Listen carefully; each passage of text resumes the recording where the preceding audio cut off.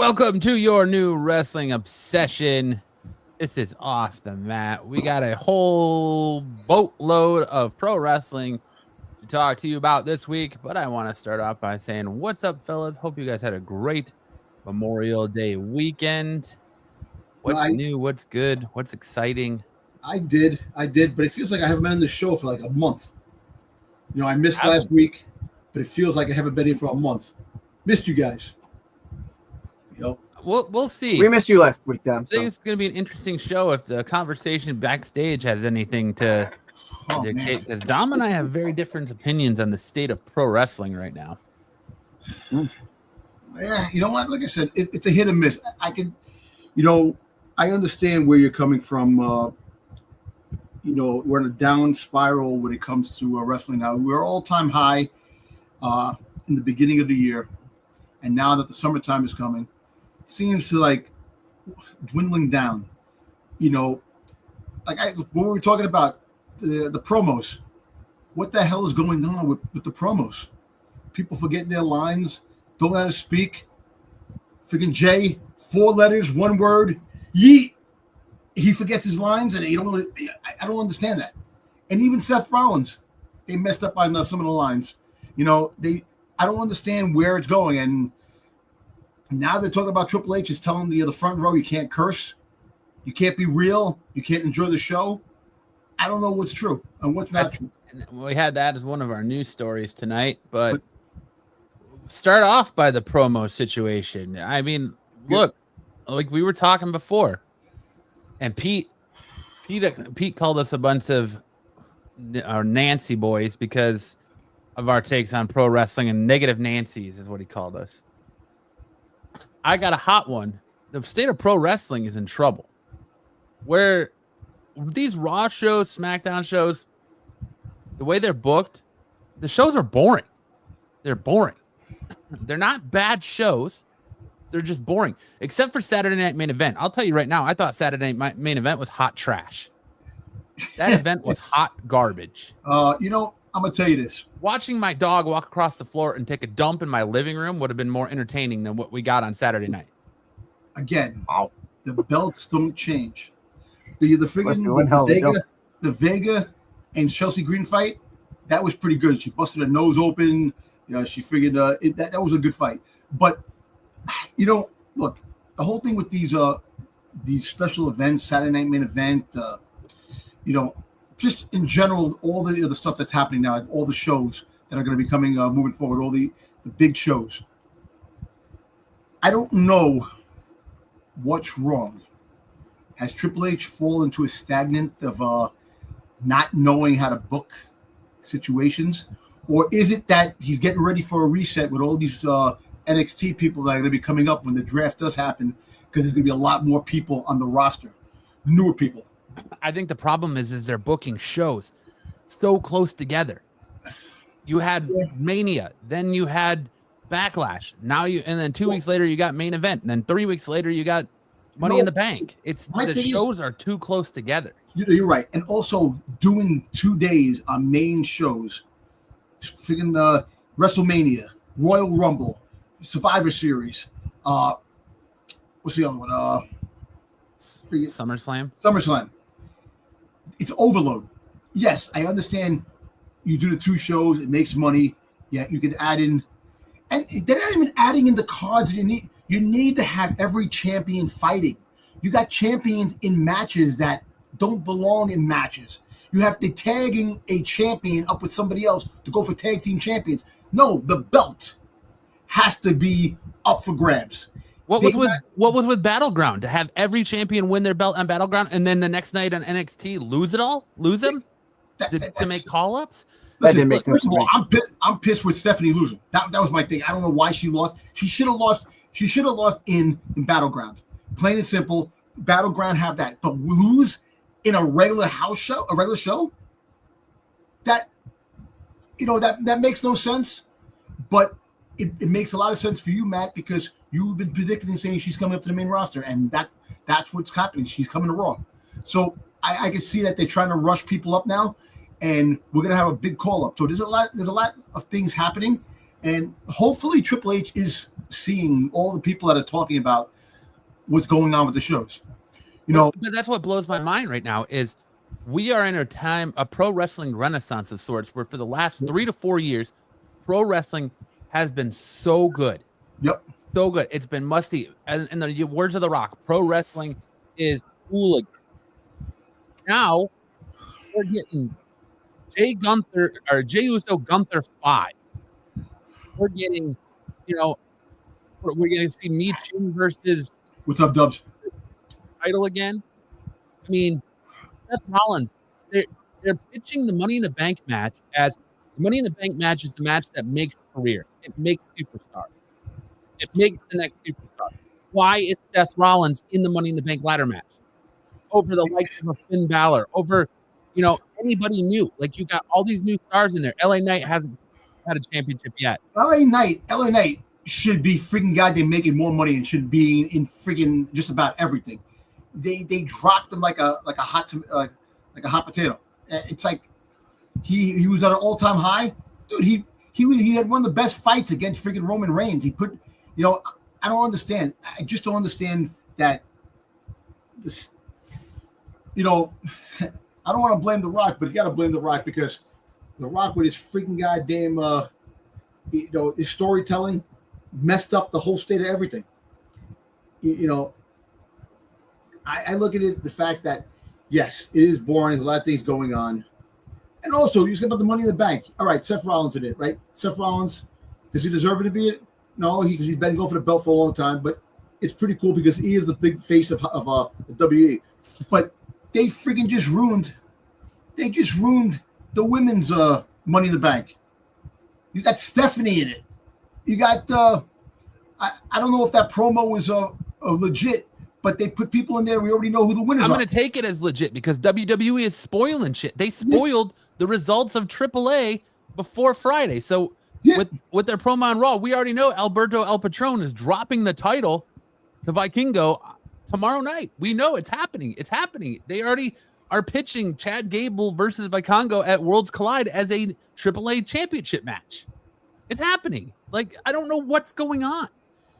And look at the men's Money in the Bank ladder match. You got Solo Sikoa, LA Knight, Penta, guys who have not won a world title yet, then Seth Rollins. Well, if Seth Rollins is going to be there, somehow CM Punk's probably going to be in it. Yeah. And look, they're toting it as Finn Balor hasn't been in the world title picture God knows how long. So why are we putting Seth Rollins in it? Why? Because we all know that he's not winning. You know that friggin' he is not going to win he's not winning the Money in the Bank because he's going to wind up still having the feud with CM Punk, Sami Zayn, these freaking guys. That's the whole thing. We just See you later, Styx. Thanks for coming. I know it doesn't make sense in some ways, but it makes sense in a lot of the ways to building up storylines, each of them. And look, I would love to see LA Knight win the Money in the Bank. Friggin', as much as I'm not a big Solo fan, have Solo win it. You're going to have Jacob. So Jacob Fatu is going to be in the Money in the Bank, and he's already a champion already. And all right, fine. I understand you put the champion in there, but nah, he's not in it yet. Solo Sikoa is. I know, yeah, but I think he's coming. Remember when freaking Nick Aldis told him, "You're in. You're gonna fight." I don't know if he's gonna be, but to make a long story short, what are we doing? We got contenders and players in the back that deserve shots like Finn Balor. You're right. You're making him comic relief on friggin' a soap opera as the Judgment Day turns. Oh yeah. Well, so he's got to win a qualifier. It's Andrade versus Jacob Fatu versus Carmelo Hayes. Oh, he's winning. So he's gonna win that. Come on. They're not giving it to Carmelo Hayes, and they're not giving it to freaking goddamn what's his face? What's his name? Drawing a blank. Andrade. Yeah, Andrade. Now winning with Andrade, he's going to win that. So he's going in there. This is going to cause him tension between him and Solo. And so that means that you've only got 2 participants from Raw in the women's ladder match because there's how many spots are in the match total? 5 or 6? There's I think 6. That's why I think Monday night you're gonna have Stephanie Vakir in the qualifying match, and she's gonna win because you have to have her fight Julia in the thing. Have Julia and have her, the two hottest women in wrestling right now. I think that's debatable, dude. Julia was very hot coming in, but her NXT, kind of the way her NXT run ended, I think she's cooled off a lot. I don't think she is. No, the whole fact is that I think there was a contract dispute. That's why I think she had to give up the belt. I think they were trying to work on something. Yeah. So it is 6. Okay. Yeah, 6. Because right now we have Alexa Bliss, Roxanne Perez, Rhea Ripley, Julia, Naomi versus Jade Cargill versus Nia Jax. Jade Cargill's going to be the other one in it. Jade Cargill's going to be in it. And then there's still one to be named on Raw. Stephanie Vakir. So you have Jade Cargill and Stephanie Vakir. They already freaking ruined it on who's winning. And wait, next week, and then next week, 4th of July weekend, double taping. They're going to tape the shows are going to be taped. So you're going to find out what happens on those shows because they're giving off 4th of July weekend for all the other wrestlers to enjoy with their families, which I applaud Triple H for doing that because Vince McMahon never did that. But so you're gonna know spoilers already, but they're spoiling the promos already. You see the promos the excitement that Stephanie Vakir, oh my God, Stephanie Vakir is gonna be in a freaking qualifying match, and then she wins. She's already in there already. So now it's like, what the hell, man? Look, well, I still think the AAA one is the most egregious one they've done yet because that hasn't happened. Vikingo is not the champion. Vikingo was not the champion when he was on Raw on Monday night, and they're already promoting Vikingo versus Chad Gable for the AAA championship. And you know what that reminds me of? Remember when freaking Mankind won the championship and freaking WCW ruined it? Yeah, yeah. Remember that? Yeah. Yep. So, is Triple H doing this on purpose? To avoid to say, you know what, let everybody know what's going on, man. It's just, and if he is, shame on him if he's doing that because people want excitement. People want some excitement. If you already know who wins, yeah, the match might be a great match, but you want that thing where it's like it can go either way, where it's going back and forth, and you have no idea who's going to win, and then all of a sudden, the ending results like oh shit type of a scenario. But if you already know, why even watch the Raw show? Why even watch SmackDown if you know the winning's going to be? Dude, I can't. SmackDown the last 4 weeks has been so bad. Well, let me put it this way: the pro wrestling is good, but everything else is bad. Like the first 2 hours, solid. By hour 3, I'm falling asleep. By hour 3, I'm like, all right, I need to get up and go to the gym. Otherwise, I'm going to fall asleep and not go. Yeah, I can't do it. And I'm 3 hours behind you guys. So like, I find myself just finding out what I want to find out online, and then I'm like, all right, I'm out. I'm giving the benefit of the doubt. Like I said, there's a lot of changes that are going to be happening with the draft that's coming. We all know the draft is coming because they're talking about it. It's in the works. Maybe it's a reset. They just say, you know what, just throw the shit out of there, let this happen, and we'll just do the reset, and we'll look. Let me tell you something right now with the storylines. Judgment Day is kind of falling flat now, storyline wise. It's like the freaking soap opera, as the Dirty Dom turns. It is, yeah. So like, who is he going to go to? Hey, listen, there's anybody out. Hold on, Dom, real quick. Anybody out online who's saying that Roxanne Perez is better looking than Liv Morgan? You need to get your damn eyes checked. You need to get your eyes checked because she is not better looking than Liv Morgan. She's cute. Sorry. No, she's cute. She's cute, but she is not better looking than Liv Morgan. And listen, and I gotta say that Stephanie Vakir is looking a lot hotter now than before. She was hot, but now she's even hotter. Purple, dude. The purple on Battleground. Yeah. Hey, you know what?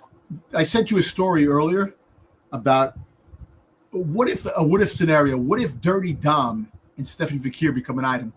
Oh my God, dude! Yo, the fucking goddamn the Infinity Gauntlet of freaking women and shit.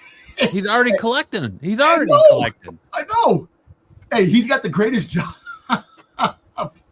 But Nah, you're right. Like I said, I'm giving the benefit of the doubt that they're ready for a reset because of the draft, and I think this is why they're just playing the rest of this time out to just push things out, get the rest of the storyline.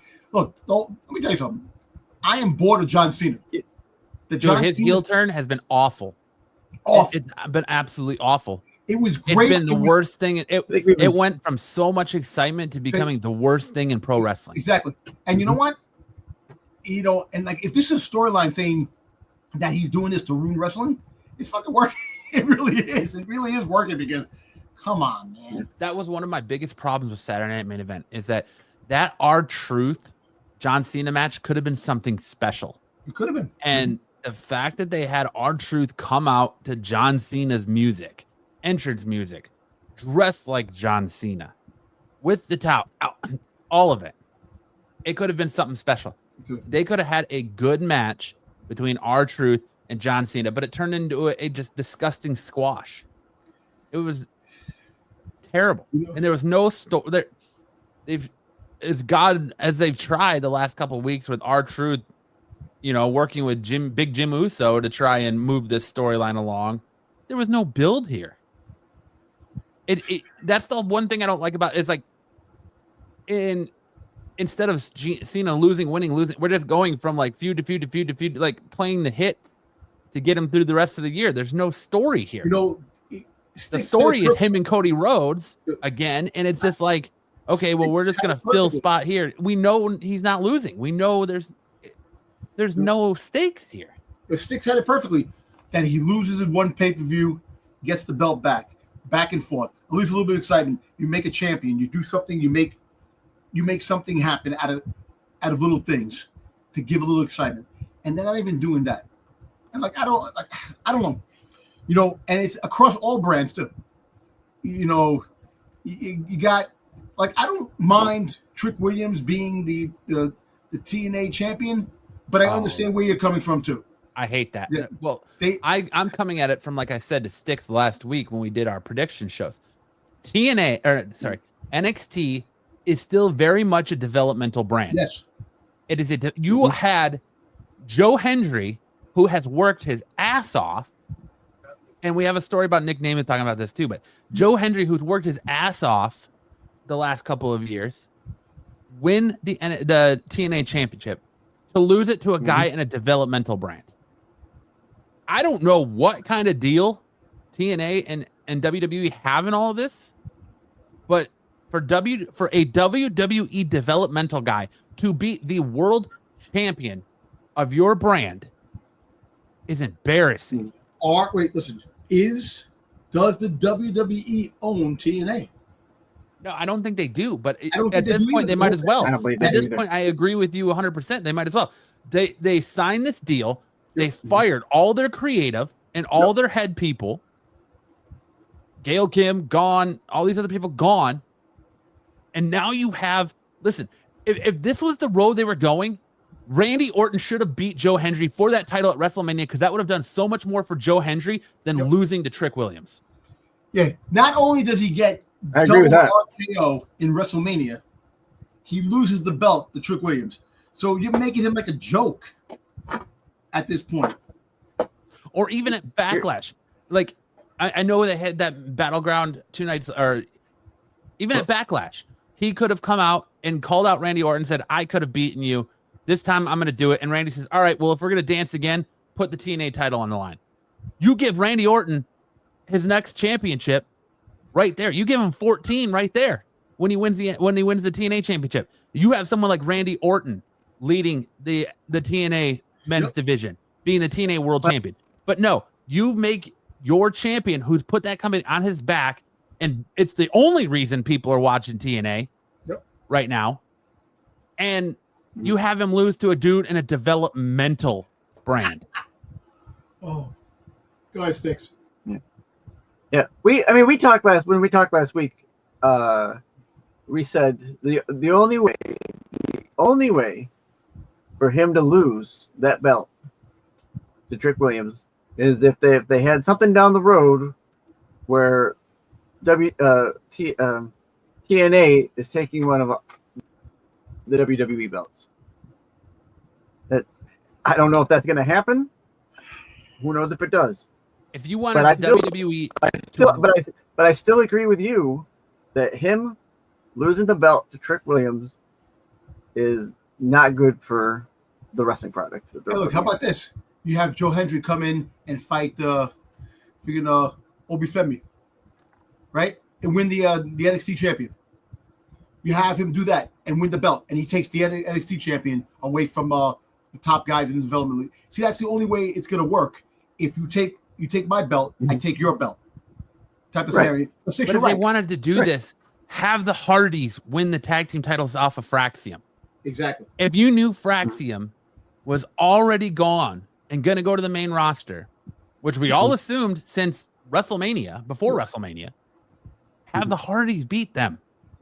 Then you could have had Hank and Tank beat the Hardys. Would have done so much more for their careers. Yep. There's no. Yep. It's like they're not thinking about the next generation anymore because they have this developmental. They're just coming up through this developmental. You should be right there. I'm gonna pitch you a job at WWE Creative because obviously you know a lot more than what they do. Yeah, they're making the big bucks, and I understand some of the stuff. But you're absolutely right. You're 100% right on a lot of the other directions that they're going, and it sucks. I'm not going to dog on WWE writers, but here's what I'm going to say. Some of those writers have been there a long time. Yep.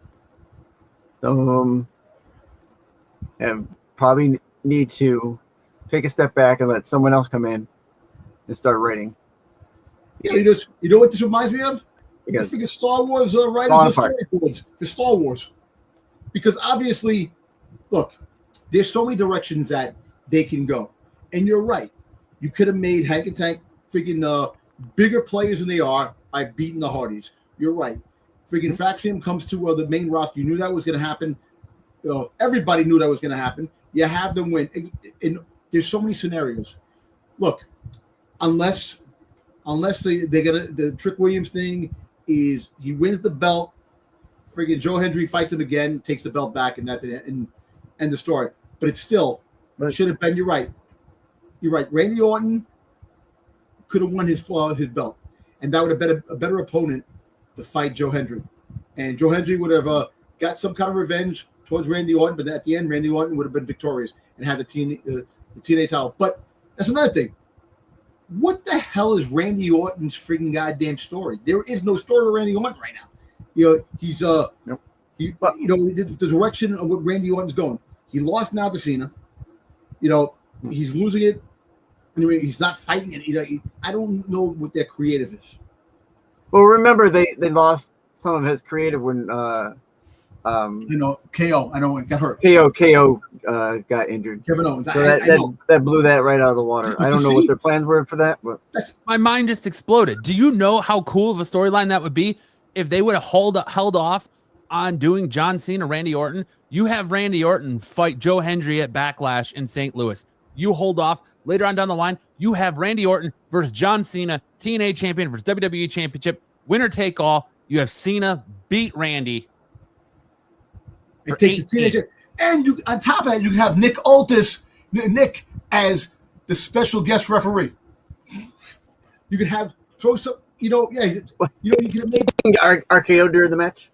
I'm just saying, but the whole fact is, it's part of the story because Randy Orton from goddamn arcade him 3 times. Look, I don't know. I'm just hoping they have a better plan lined up because if they don't, this is going to be a miserable summer when it comes to wrestling. It's going to be a boring summer, and if I look, and I like Jey Uso, but if I have to hear one word, 4 letters, yeet, and no freaking creative drive on talking, he's out of breath when he talks. You ever notice that? Well, I mean, he's been yeeting for 10 minutes. I know, but he's got to yeet for 10 minutes before he gets to the ring. I know. And by that time, he's at a break. I've been under challenge all my life. No. But at the end of the day, fucking Triple H, what is he doing? I think the promo thing is that they're letting him go off the cuff now. They're not writing their promos for him. They're letting these wrestlers write their own promos. and come up with stuff and on the fly, kind of like CM Punk has always done. Seth Ain't working. Yeah, well, right. For Doesn't someone work like for Jay, them. it ain't working. That's why I'm like, they put a good promo guy like Paul Heyman with a dude who doesn't need a promo guy and Seth Rollins. Yeah, exactly. Yeah, when you watch them, it's like both of them want to talk, but only one of them going to talk. We all know what's going to happen in the long run. I think freaking Paul Heyman is going to betray Seth. Seth's going to get kicked out of the group. That's what's going to usually happen. And it's all a promo right now. We all know that's coming down the road. You know, because I think Braun Breaker is the Paul Heyman guy. That's the Paul Heyman guy right there, Braun Breaker. It's Evolution 2.0 is what they're doing. Well, is it the Revolution? Seth is Hunter. No, it's Evolution 2.0. Seth is Hunter. Paul Heyman is Ric Flair. Yeah. Bronson Reed's Batista. And Braun Breaker's Randy Orton. It's what it is. So Braun Breaker, and I guarantee you it plays out the same way. Braun Breaker is going to win the U.S. or the heavyweight championship. You're going to get Seth Rollins thumbs down. They're going to beat him down. He's going to get tsunami'd a bunch and kicked out of the group. It's going to be Evolution 2.0. It's just already shaping up to be that. Yeah, you're right. You know, so there goes my idea of Eaton Page. I tried. Well, no, I think there's going to be a fourth man. There's 100% going to be a fourth man in this group. Yeah. Now, is it going to be Ethan Page? I don't know because he's got a title. Could it be Ricky Starks or Ricky Saints? Because they're talking about Ricky Saints. Rumor has it. What's the over-under that they change Ricky Saints' back name to Ricky Starks when he comes to the main roster?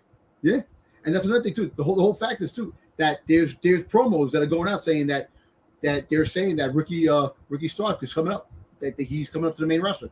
So you can rest assured that at some point, sure. If Ethan Page, I think that's why you saw him lose. That's why you saw him lose to Ethan Page. He's coming up. I think 100% he's coming up. Yeah, he's coming up. He's coming up, and he's going to be on Raw. Now, my question is, why are they bringing up? They're bringing up Stephanie and Jordan, but why are they sending Jordan to SmackDown? Julia was getting no play to the point where they took Julia's belt off of her and gave it to Stephanie, and said she was injured, and then came back, and then all she did was lose, and now she lost on Raw. She was outshadowed by Roxanne Perez on Raw, so they shipped her ass to SmackDown. SmackDown has a better women's division. Raw needs people. Why are you sending Jordan Grace to SmackDown? She's going to own that division in no time. What's your end goal there? You're going to hit your highlights? Charlotte Flair versus Jordan Grace. Jordan Grace versus, what's her name? Jada. Oh, my God. Jay Cargill. Jay Cargill. Thank you. My brain is all over the place right now. That's right. I thought you were thinking of Jada Pinkett. No. But what this does is it clears room to give. Now, putting the title on JCJ, someone who's been in NXT forever, not done anything, that was a weird. That was a move that I never saw coming. Yeah, I didn't either. I didn't see that on my bingo card at all. On my bingo card. But it gives people like Dom's girl Jada Parker more time to shine. Yeah. Kalani Jordan gets more time to shine. Sol Ruka gets more time to shine. Hey. You know, it does. You know, that Sol Ruka match, that was a great ending, man. That freaking move, but look, at the end of the day, they got their plan. There's going to be a big roster change shakeup when it comes to the draft. A lot of people are going to change things. I see Jay Cargill maybe coming to Raw. You put Jay Cargill coming to Raw. You keep Rhea Ripley in Raw, you know, and you could have a battle thing with Jay Cargill and Rhea Ripley. Bianca Belair stays in SmackDown. Friggin' what's her name? Jimmy's wife. Naomi. Have her stay in SmackDown. You keep Julia there. You have Stephanie Vakir here. You know, there's a lot of women that are gonna be back and forth in these rosters. And like I said, there's a lot of things that can happen. And look, I got a feeling, like I said, I think friggin' Stephanie Vakir becomes part of friggin' a version of Judgment Day, because they are splitting up the two factions. They're going to split up the two factions. I think that Finn is going to do his own thing. You know, they keep pitching Finn and I think they're going to split into two. AJ Styles. They keep saying the team of AJ Styles and Finn. They got to put them together. You'll get the Bullet Club. You know, if it happens, but I don't know. Let's. Let me ask you this. Here's a hot question. Do you think that they're positioning Roxanne Perez to be the next God damn it, I can't think of her name right now. CM Punk's wife. AJ Lee? Are they positioning her to be the new AJ? The AJ for this generation? I think so. It's a possibility. I see her becoming, that type of a player. The way AJ Lee was playing, the way she was, a little crazy, a little loony, like she was like just playing out. She was like nuts sometimes, and the way what she did, like I could see that. I could see they're giving her a big push because you gave her a storyline now. Now she's in the Judgment Day storyline. And that can go 100 million ways. There's going to be tension between Liv and her. There's going to be a friggin' Roxanne, Raquel. Friggin' there's going to be all these different scenarios. You got Finn Balor, the puppet master, playing. Like, I love the way he was laughing and smiling with that whole thing in the back. It was great. That whole segment was awesome. But Carlito, you got to stop eating her nuggies, bro. Yeah, I love his one-liners. Look, at the end of the day, that storyline, you gave her a storyline, so now she has something to strive for. That whole thing. So already they're already pushing her to be a big star. She's gonna wind up winning one of the champions, USA Championship or the Intercontinental Championship down the road. I don't even think there's a need to talk about our news segment because we pretty much hit everything that I've got in news. We can still go. I think we have some more tidbits on it if you go through it. All right. It just came up heated. We had a lot to talk about. There's a lot going on in the world of wrestling. Oh, I think it hasn't stopped yet. It's going to keep getting heated. Oh yeah. Mm-hmm. I just sum up, like, I'm just not. I feel like we're in the early 2000s, middle 2000s, 2010s with pro wrestling, where it's like they haven't been able to get traction since WrestleMania night 1 was so bad. It's like they haven't been able to gain traction again. It's like every time they start, they stumble. We knew that. You know why? The fucking ticket prices going through the roof. Nobody can afford. You're paying so much money for tickets, and you're getting a subpar show. You're not getting a fantastic show. And when are the fans going to revolt on them though? When are they going to come back after them? Dude, I've read comments. They're saying that people are going to start watching AEW now. Well, dude, I'm here to tell you, AEW was just here, and they couldn't even sell 63,000 tickets. I know, but you know what? Their flagship show. Tony Storm is still the best part of that freaking shit. And now they're doing Tony Storm versus Mercedes Moné, which makes no sense because Mercedes is undefeated. Tony Storm's the champ. Where do they go? If Mercedes beats Tony, where does Tony go from there? If Tony beats Mercedes, it just they back themselves into a corner there. But it's whatever because Tony Khan's not about seeing, he's not about long-term storytelling or good stories. He's just about cool ass shit that doesn't turn out to be cool ass shit. Exactly. Like the whole thing with the Ricochet. Dream matches. Huh? He's got to have those dream matches. The worst acquisition with Ricochet. The way they're portraying Ricochet there, it's hysterical. But look, at the end of the day, we are going to have fans revolting because there's no reason why you should be paying $6,000 for friggin' ringside seats and Money in the Bank. There's no reason. And who is the dude? The bald guy with the beard that's always he was behind the commentators in Backlash, and he's on Instagram, and he gets to go to all these promotions. How come us off the mat we can't go to these promotions? Because we're brand new and nobody knows about us really. Are you talking about the dude who always asks people about their Waffle House order or? No, he comes up. I actually follow him on Instagram. I like that guy. Muscle Man Mike or whatever. I like that dude. I don't know. It's just you got people that come on, man. Come on, people out there. Come on, like us. Friggin' like us. Promote us. Make us known to the wrestling world because we need it. We want to yeet our way. Yeet. Yeah. Nah. Well, Dom, you got to turn that number 5 in the corner to add 2 zeros to it for us to get into those kind of things. Right? Yeah, I know. The shows, the wrestling is good. The wrestling is good, but the shows themselves and how they're booked are just slogs. Yo, listen, Dragon Lee, Penta, and friggin' Chad Gable. That was some match.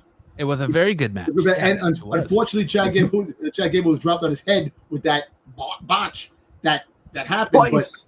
But yeah. So apparently they said he might have a mild concussion landing on his head like that. I wouldn't doubt it. Yeah. But I would. That was a good match, man. It's like it freaking you see Dragon Lee freaking jumped out of the ring, went across to the announce table. What the heck? Yeah, I thought he jumped from the center of the ring. I know. It was a good match, but it was. They bog it down. It's like, okay, the first 2 hours, solid. And Raw's only 2.5 hours. So but my problem with Raw is I'm sick and tired of all the best stuff happening in the last minutes of Raw and then them like ending the show with it. Mm-hmm. Like the CM Punk stuff and all that. Like it just there was so much and like there was so many times during Seth's promo that I was like, somebody's coming out. He just said that somebody's music's hitting. Roman Reigns' music's gonna hit. CM Punk's music's gonna hit. Somebody's music's hitting right here. Somebody's coming out. Nothing. Like I was telling you backstage before we came on, that ending, in my mind, the possibilities that could have happened at that ending. Seth Rollins, Sami Zayn, Finn Balor. You got Judgment Day. You got CM Punk. You got Jey Uso. You got a couple of people, that could have came out. You could have had Braun Breaker freaking spearing freaking Carlito or spearing freaking like you would have had all these factions after each other because this whole promo, and then at the end you would have had CM Punk come in and put the 99 on Seth Rollins. That would have been an electrifying ending. But they got Dom hasn't been out the ringside in a few weeks to help his Judgment Day partners, but first time he's out here, now he causes Finn Balor a match by sliding the chair. And, dude, come on. I understand we're working towards Finn Balor leaving the Judgment Day, but pull that trigger already, man. Pull the trigger. Stop. Like, pull the trigger. Yeah. It needs to happen. Finn Balor deserves better than this. I'm a Finn Balor fan. Balor deserves better. Balor needs to be able to bring the demon back, and he needs better than this. He was your first ever Universal Champion. For one day. And then he got hurt. And then this is how he's been treated ever since. But he comes to work. He shows up. Yes, he does. He does show up. You know what? He's holding the judge. He's carrying the Judgment Day. Oh, yeah. And it's time for him to be in the spotlight. Like, he deserves this Money in the Bank match more than Seth. Yeah, he does. What is Seth? They already positioned the World Heavyweight Championship as the secondary title to the WWE Championship, and it's always going to be that way. So this whole ploy of Seth saying, I need this title to hold power. What power? You're still not the prime. You're still not the A champion. I don't know, man. Another thing could have happened. You could have had Gunther came out. Gunther could have came out and freaking goddamn went after Jay, and then freaking Bronson Reed would have hit Gunther, and then you would have had that set with Gunther set. You would have had all these different scenarios happen, and they didn't do it. They didn't do a fantastic ending that could have happened on Monday Night Raw. It was cool, but it wasn't as cool as it could have been. Yeah, but all right, let's table this. Let's get into a little bit of news and talk the news. And I'm sure this story will continue through the news because, like I said, a lot of this is covered in our news segment. So let's do it. Breaking news! We got Clash! Wrestling ring about to clash in the arena. We'll let this ride. TNA, Nick no surprise. Slam this story. Cutting away. All right.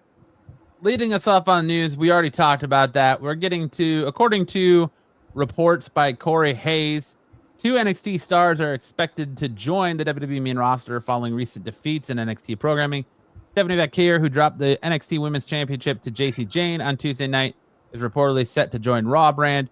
Meanwhile, Jordan Grace, who was defeated by Vaquer at Battleground, is slated to move to SmackDown. Again, don't know why you had to wait till Tuesday to have Stephanie lose, but I guess you had to do it because you wanted both her and Jordan to come up. It's like that tag team with Becky and why wait till Tuesday to have them drop it? Becky and Lyra. Yeah. Well, we saw how well that went over, so they were like, let's just do that again. Yeah. It's going over about as well as the news of WrestleMania being in Vegas permanently now. Yeah, that's another thing. If you were New Orleans and they turned around, you have WrestleMania, and you're all happy, and people are happy about New Orleans, and then all you turn them around and go, nah, listen, we're taking it out of there, and we're gonna bring it back to Vegas. But don't worry, you can have the complimentary prize. You could have a backlash or a friggin' a Bash at the Beach promo, this and that, and have that. Get out of here. Why are you taking friggin' WrestleMania from New Orleans? The city was preparing to have a big event. It's like taking the Super Bowl out of the place you said the Super Bowl is going to come in, and all those workers, all those people that had opportunity to having jobs, you take it out of there because you don't want it there. What the hell is going on? Look, the thing that sucks when things go corporate, things go bad sometimes. When they go corporate, the greed comes out. Everything starts thinning out. Like, you want to buy this, you buy this, you buy this, you buy that, you buy this, and you try to corner the market, have all these things, and then you could raise the prices and do whatever you want and manipulate everybody because you own those chips. It's like Disney purchasing Marvel, purchasing Star Wars, all these things. They have all these, and then they put out shit. But you're paying for it, and the writers suck. The ideas that they have suck. That's what happens now. This is happening with wrestling. They purchased a lot of organizations. Now it's coming out. Stories are getting blah. What are we doing? The writing, you're fighting. The fans can't curse in the front row. It makes no sense. And then how much do you think this is TKO? All of it. I think all of it. Pushing. I think all of it. I think TKO is greed. That's why the money. Jacking the prices up for all these pay-per-views. Jacking the prices up to try to get the last dime from everybody. Yeah. Well, it's not just that. WWE gets kickback for coming to these cities too. Yeah, so exactly. But they got a big payday from Vegas to come there because they're bringing all these people. So Vegas is like, they're like, well, if we're bringing, at least a couple million to $1 billion worth of revenue to your city, we expect a little kickback. And that's what Vegas did. New Orleans couldn't do that, couldn't meet their price. And they want only to go now their premium stuff to be in the most technologically up-to-date arenas.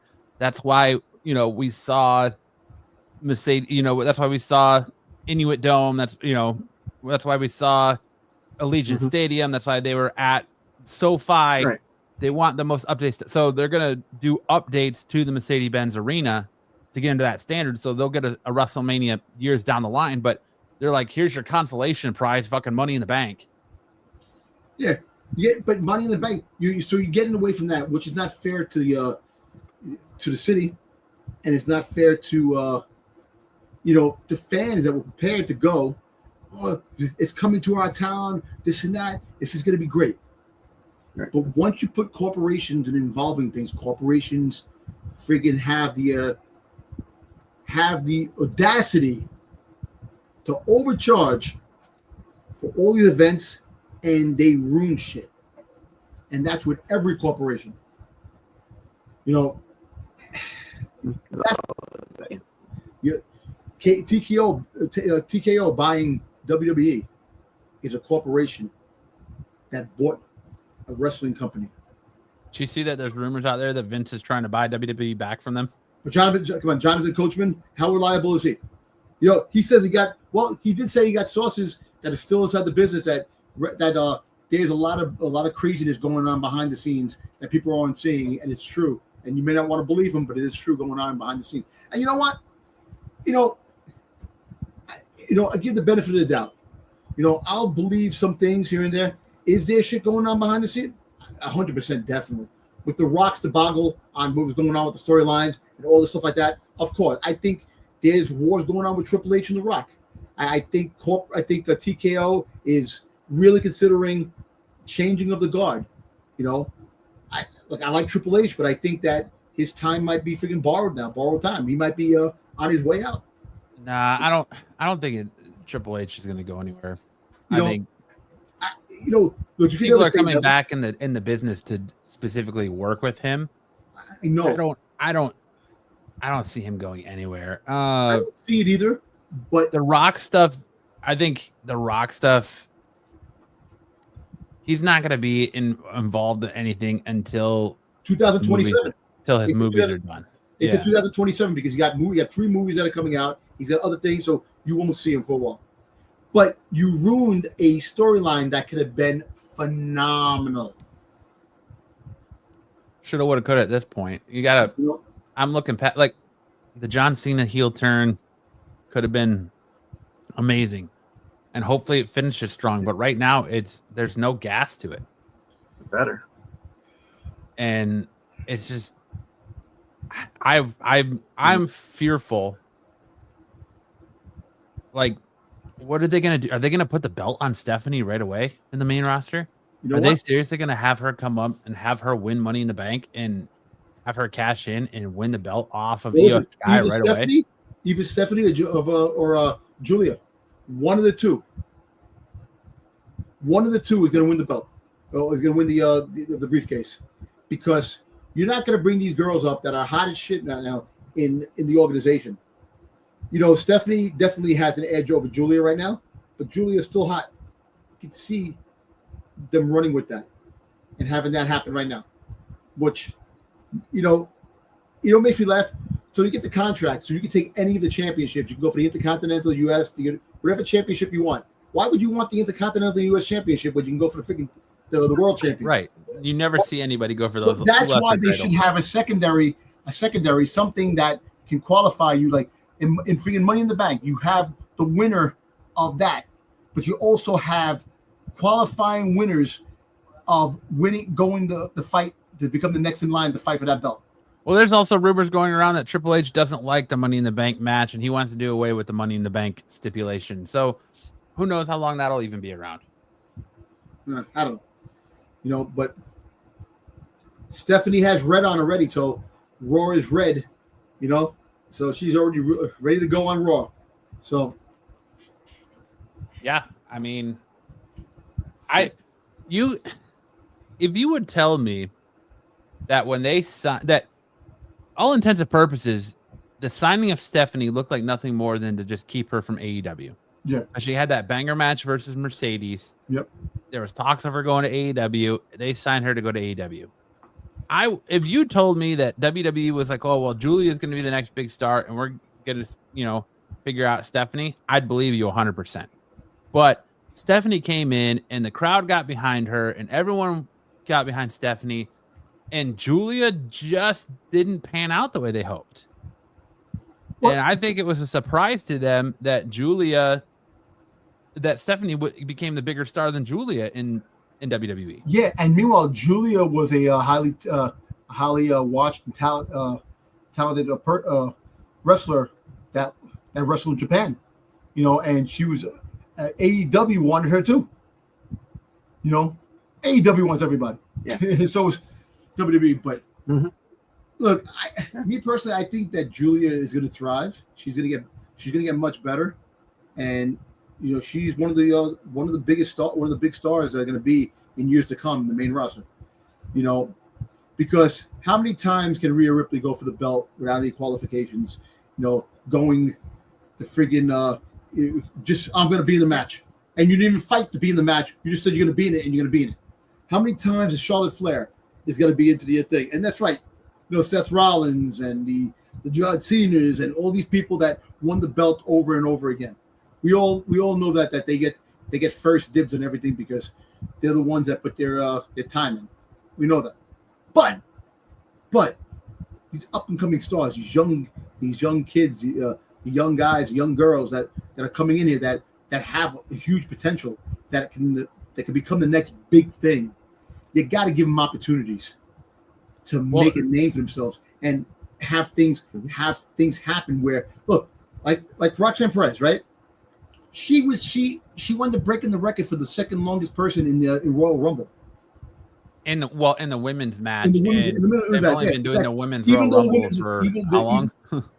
Well, the women's Royal Rumble has been around for 3 years, something like that. Yeah, but to do that, 4 years, something like that. To do that, you're pushing somebody to be a star. Then they put her in a match. She fights friggin' Tiffany Time, friggin' Tiffany Stratton. Stratton fights her. Then they put her in another match, and then they have her with Julia. So their potential of doing things where she could be the next big thing. Shit, she might win Money in the Bank. You don't know. And like I said, you can rest assured that I don't think that Rhea Ripley's winning. Jay Cargill's not winning. It's either going to be between Julia, friggin' Stephanie, Roxanne Perez. Those three are the ones that are definitely gonna. I mean, if you want my honest opinion, the only person I think that is in that ladder match that deserves to win it is Jade, because she's been putting the work in. I know she has. Stephanie was NXT champion. Julia was NXT champion recently. Rhea Ripley was just WWE, heavyweight champion. They don't give it to Jade. Make a new star. Let Jade have that belt. Let Jade cook a little bit. You got to give Jade Cargill the U.S. Championship or the Intercontinental Championship first before she gets the championship belt. You give her those first because those belts were made for to have something, to win something before you get to win the big one, the big prize. You might as well give that to her. Give the opportunity of winning that belt first. Make a name for that belt. Let a bunch of people have that belt to give it some kind of a prestige to it. And then you have the championship. Hey, look. And we all know again, freaking Money in the Bank. We're gonna have freaking goddamn Becky Lynch fighting goddamn Stephanie Fakir. She's winning. No, Becky. You mean Lyra Valkyria? Valkyria. She's winning this time. Oh, she is winning. She's definitely winning. It's definitely when she came out with the promo on Monday night against Becky, you know for a fact that Becky's winning this belt. That was that. She's not going to win this again. And she had one of the best promos.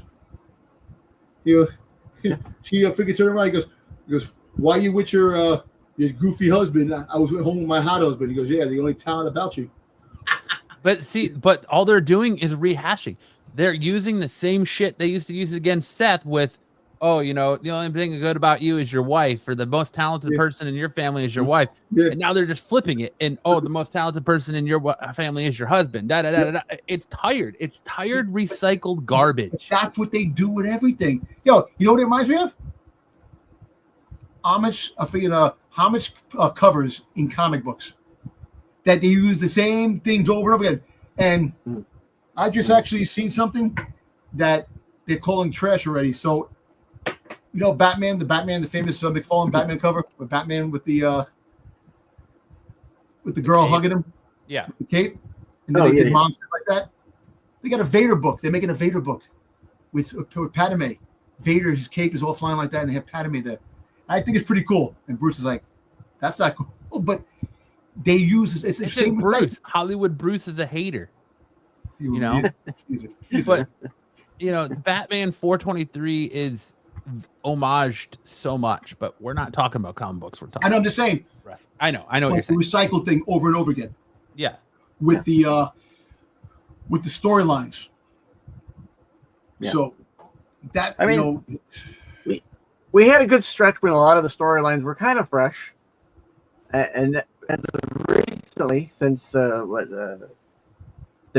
McMahon left? I guess we have to say when McMahon left, the storylines have been, well, we could use this that we used 10 years ago, and then it gets all recycled. It's like they used all their creative juices on the fucking bloodline stuff, and now that the bloodline stuff's done, they got nothing. Yeah. Why don't you just go back when Austin won the Intercontinental Championship, didn't want it, threw in the water, and then next week Rock had it, became the People's Champ. Why don't you recycle something like that? You know? But I don't know. All right. Next story. Kevin Nash critiques modern wrestlers for what have I been talking about since we started this show? Lack of selling. During a recent edition of his Click This podcast, Kevin Nash discussed a critique of modern wrestlers' tendencies, emphasizing the importance of selling in a match.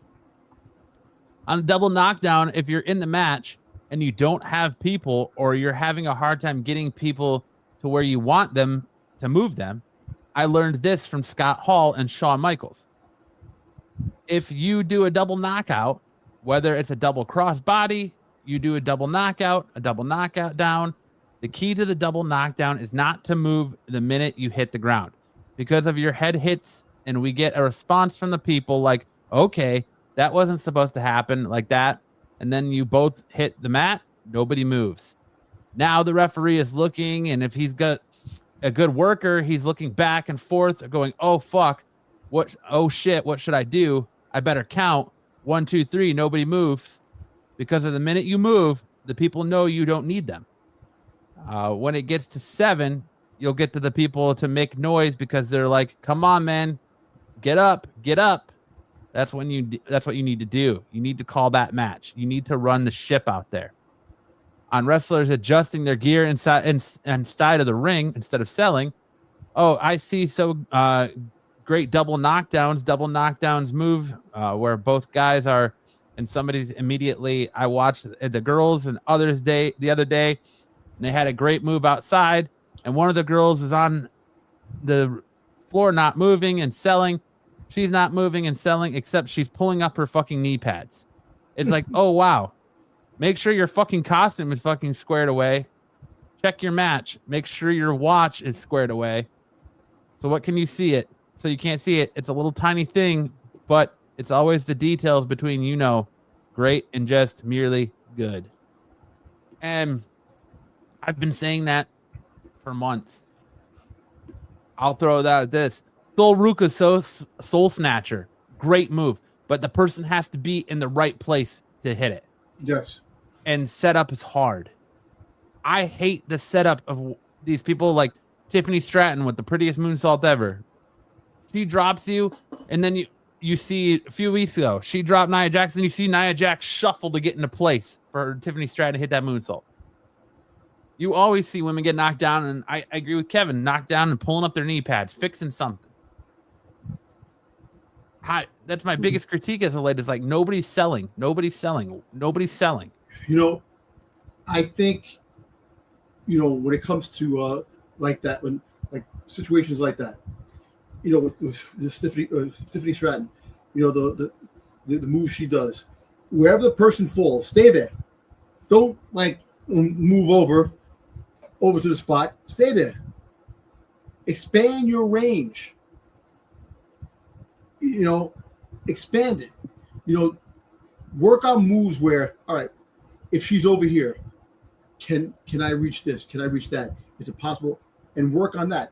Instead of, you see, like in the wrestling, they pull them over to the side, they grab them, they pull them. That's one thing. But you're right. Person falls on one side, all you see, and then they shake over to the spot where they have to be for the final. It's just, I don't know. Well, if the guy is hitting his move and you're popping up within 5 to 10 seconds, the move is moot because it's like, well, that didn't do anything.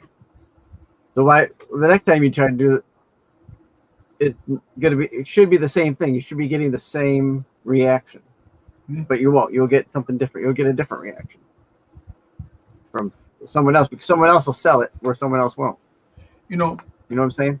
And that's therein lies the problem with some of these. And that's the thing. Everybody's got a script on what they have to do. They practice on what they have to do before the shows.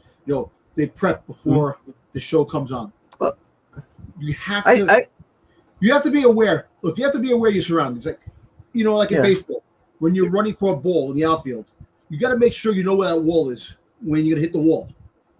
Mm-hmm. Nine out of 10 times, sometimes they hit the wall. They figure. That's what they do. You gotta know your place. And if you sell it good, it makes the action better. But if you sell it to a point where it's a shitty sell, people are gonna friggin' meme the shit out of that. They're gonna friggin' say, "What the hell's going on?" And you're right. You have to be able. That's a big part of the game as well. Selling the moves that make the moves look like when Randy Orton RKO's RKO somebody that jumped off the top rope. That's practiced over and over again to a certain point. And yes, botches happen, blunders happen, this and that. But 85% of the time, it actually comes out smooth. You have to give 15% because there's a lot of times. But when you sell it good, it's friggin' awesome. You're like, holy shit. But Kevin Nash is right, and he's right on the. It's a lot of sloppiness in when the wrestlers fight. Like who picks up pads, who does this, who does, and they're not selling it good.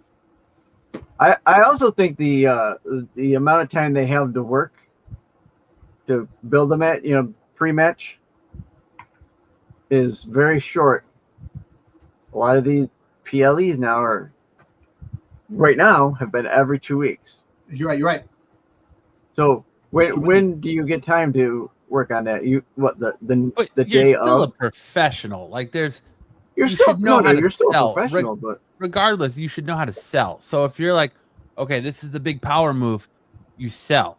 But like my problem is a lot of these finishes, it feels like there's absolutely no creative. That these finishes are, finisher, kick out, finisher, kick out, finisher, kick out, finisher, go home. It's a finisher fest. And I don't like that. I don't like that. I feel like it's sloppy when you see like hard cam move away, have something to let the person get in position. Don't just have them like elbow crawl into position from one side to the other. It looks dumb. It does. Yeah. Bad enough. You sell some things. Like when a guy's punching you, you sell the move. There was recently a shot of a Braun Breaker fighting somebody. I forgot who it was, and was hitting them in the corner, and you could see they weren't even hitting him. Mm-hmm. The way if you look at the angle, and it was just showing him like not even hitting the face, like the elbow was going like that. It wasn't even hit the person. So that's understandable what he said. The sell, what makes the whole arrangement of that particular final seconds means something. And that's how you get the crowd into it. You get crowd reaction. You get heat. You get, this is awesome. By selling, because if the person's down and you think they're done, and they're like he said, you're getting to that 8 count, 9, they got to get back in the ring. You're like, come on, let's go. Get up. That's what sells. But I'm just, again, I feel like they're professionals, and no matter how much time they get to or choreography they get before the match, you should know, okay, well, I'm going to drop a big boot, sell. And you call it, and the ring generals are supposed to call it on the fly. So when you see them whisper, okay, I'm going to close on you, sell, it should be, okay, you're going to sell that. Yeah. I don't know. We'll see. Like I said, that's that, and there's another problem that I'm having when it comes to wrestling these days. Not just to sell either.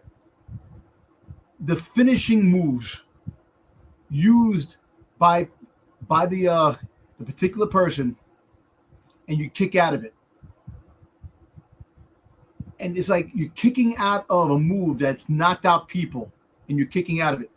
Why have a finishing move that it doesn't work anymore? I call it a finishing move. Yeah. And it was a perfect example with McIntyre and Priest in Backlash. So I don't know. I have nothing else to say about it. I'm just, it's just that's been a growing problem for quite a while though. I don't know. I mean, every once in a while they'll kick up into wrestling news where finisher doesn't finish anymore, or this person isn't selling. That all pops up. You do it, and it's all right, fine. Like, oh wow, he finally kicked out of it. The Cobra Clutch, you finally get out of the Cobra Clutch. It builds a match. It, like, if you have a guy that's gone, 300 days with nobody kicking out of his finisher, and then you got this big match and he kicks out, that's incredible. That's incredible. Yep. But I'm sure it's hard, and I should probably give creative more slack when the day and age of the internet and everybody is an insider, and you got talking schmucks like us on the internet complaining about everything, ruining everything. And that's why we don't get the likes. Come on, man. At the same time, I'm very aware that professional wrestling is a soap opera, and I believe it just like you want to believe the telenovela where, Don Carlo's twin brother, Juan Carlo, is sleeping with his brother's wife, and they didn't know, and he was a twin brother. Yeah, yada yada yada. It's a soap opera, and it's fun to believe in the kayfabe. It's fun to believe in it, and blur the lines and not and remove the reality from it, and just have fun with it. I don't know. See, look, what sucks that we always critique things, that are bothering us here and there, and at the end of the day, like the younger generation who's watching wrestling, they couldn't care less. They're just excited to see these guys fight, this and that. But it's like the older generation witness wrestling from its glory days, and now you see it and you're like, wait a minute, this ain't all wrestling. And it's the same thing with movies, the same thing with everything that's going on in life now. That it's built not for really us anymore. It's built more for the next generation. Yeah. So the next generation won't be, crucial and friggin' unforgiving like we are. But I know when a match is good, and I'll get into it, and I'm like, dude, this is sick. And then the minute you see, let me get in a position for you to hit your finisher, I'm like, you just took me out of it. You just took me out of the believability of it. You just took me out of the majesty of it. You took me out of the match. You know what sucks? If a person's on the ground and they're there, why they count to 3? If they got to move, instead of doing the finishing move, their shoulder blades are on the mat already. Just go there without the person. You know what I'm saying? Or if they're not in position, pick them up, scoop slam them where you want them, deliver your finisher. Exactly. Scoop them up, big boot, where do you want them, finisher. And I don't know. It's just, I've been crying about that, and I'll say crying because I've been crying about that for months now, saying that selling, where's the selling? They don't sell. They're not selling.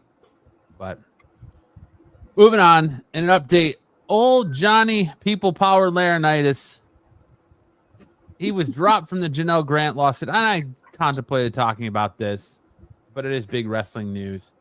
John Laurinaitis is no longer a defendant in the Janel Grant lawsuit, which alleges serious misconduct by Vince McMahon during his time with WWE. The court filing from Wednesday, May 28th, revealed that Laurinaitis has been dismissed from the case after agreeing to cooperate and provide evidence against Vince McMahon and WWE.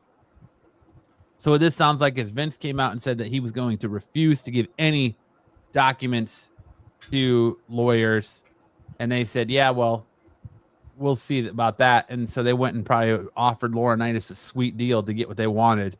And Laurinaitis is like, all right, I'll give it to you. I'll give it to you if it means I can continue on my life. Figured Laurinaitis is John Cena's stepdaddy. Not anymore. He's not. I know he's not anymore. He was divorced. He was married to the Bella's mother. Yeah.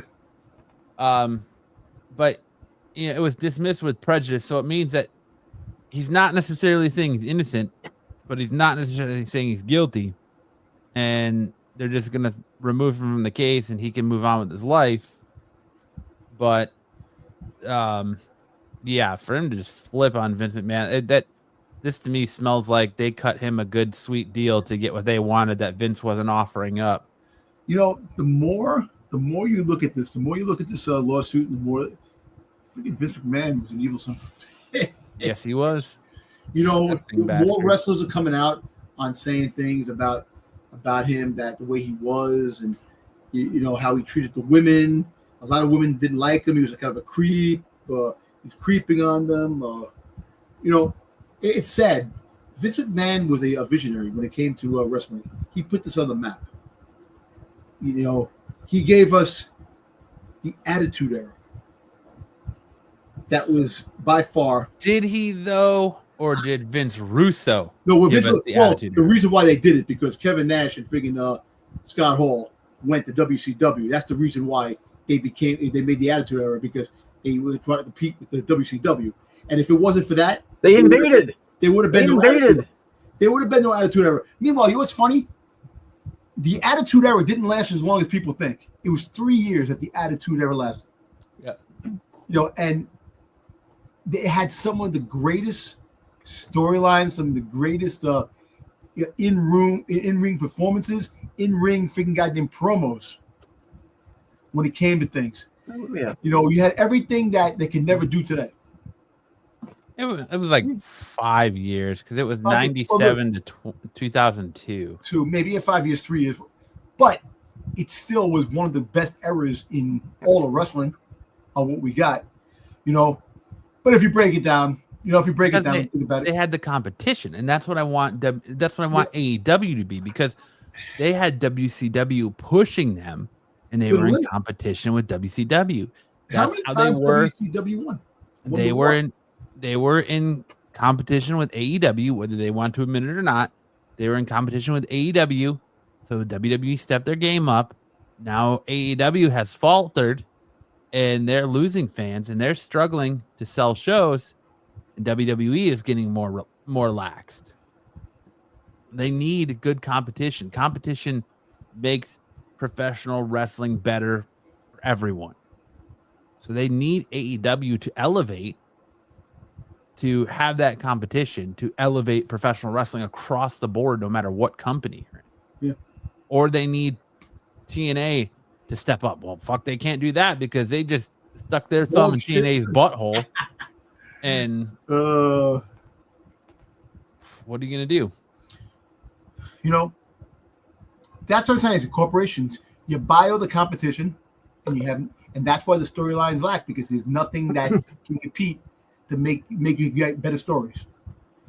You put generic stories, this like lousy stories that the regular person will watch and don't care. But at the same time, there's no creativity in some of these stories and these things that they do. That's what corporations do. They take the life out of something that was good. All right, moving on. Dom's alluded to it a couple times.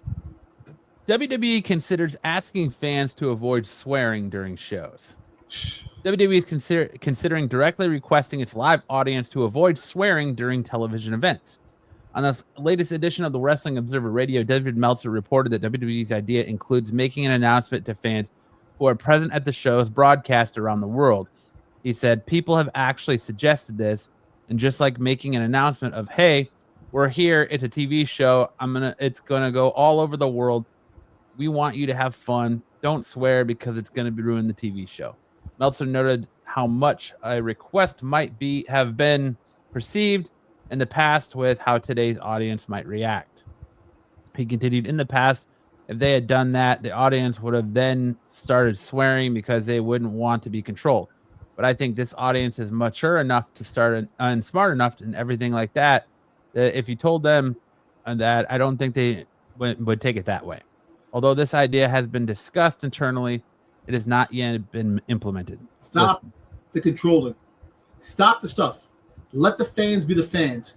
The fans would make these shows spectacular. The energy of the fans give life to these shows. You got to control, can't curse. How? You're going to control hundreds of fans, thousands of fans, to not say, fuck, shit, and, you Solo sucks, Solo, no, you stop doing that. Let the fans be the fans. This is corporations trying to control the narrative. Again, this is what I'm trying to say. This is what they do.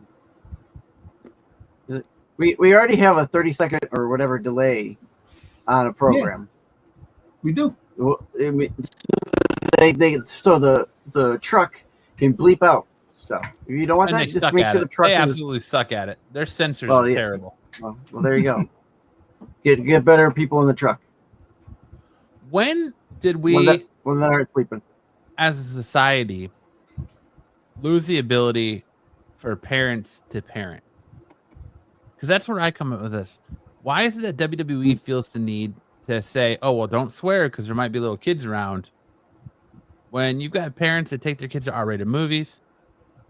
Call me a bad parent. My 3-year-old can use the F word in perfect context. And I'm damn proud of that as their father, because it's just a word. We give words power. That's true. We are, as a country here in the States, are so sensitive to words. And other countries around the world are not. They use swear words in everyday. Look at England. They use swear words in everyday language. Yeah, buddy. Yeah, I'll see you next Tuesday, or Right. whatever. Look, this is corporate America, and I'm going to keep saying it. Corporate America has taken away the ability of what we as people can do. Control. You want to control. You want to puppeteer what we say, what we do, how we walk, how we talk, what we wear, how we go about life. You take the fun out of things. Hey, look, is it a good thing to have cursing next to little kids? No, I'm not going to give that. But the parents that are now parents that watch wrestling, they're teaching their sons and their daughters of what they did to come to wrestling matches and do that stuff like that. And, it's fun. So that means the word when Cody told Rock, go fuck yourself, back in WrestleMania. Was it WrestleMania? Yeah, right? No, not that. No, it was not WrestleMania. it was Elimination Chamber. Elimination Chamber. You're going to stop that? You're going to stop the cursing? You're going to stop the did they get, was The Rock used every other word in the dictionary when he came on the shows the last couple of times? He cursed so many damn times. Come on, man. You want to write out everything that a person says. You want to bleep out things. You're on cable network. You're bleeping out, you're blacking out pictures on cable network. Even on Netflix, you're a premium subscription service. Exactly. And you're blocking out things. And there's some things you don't block out.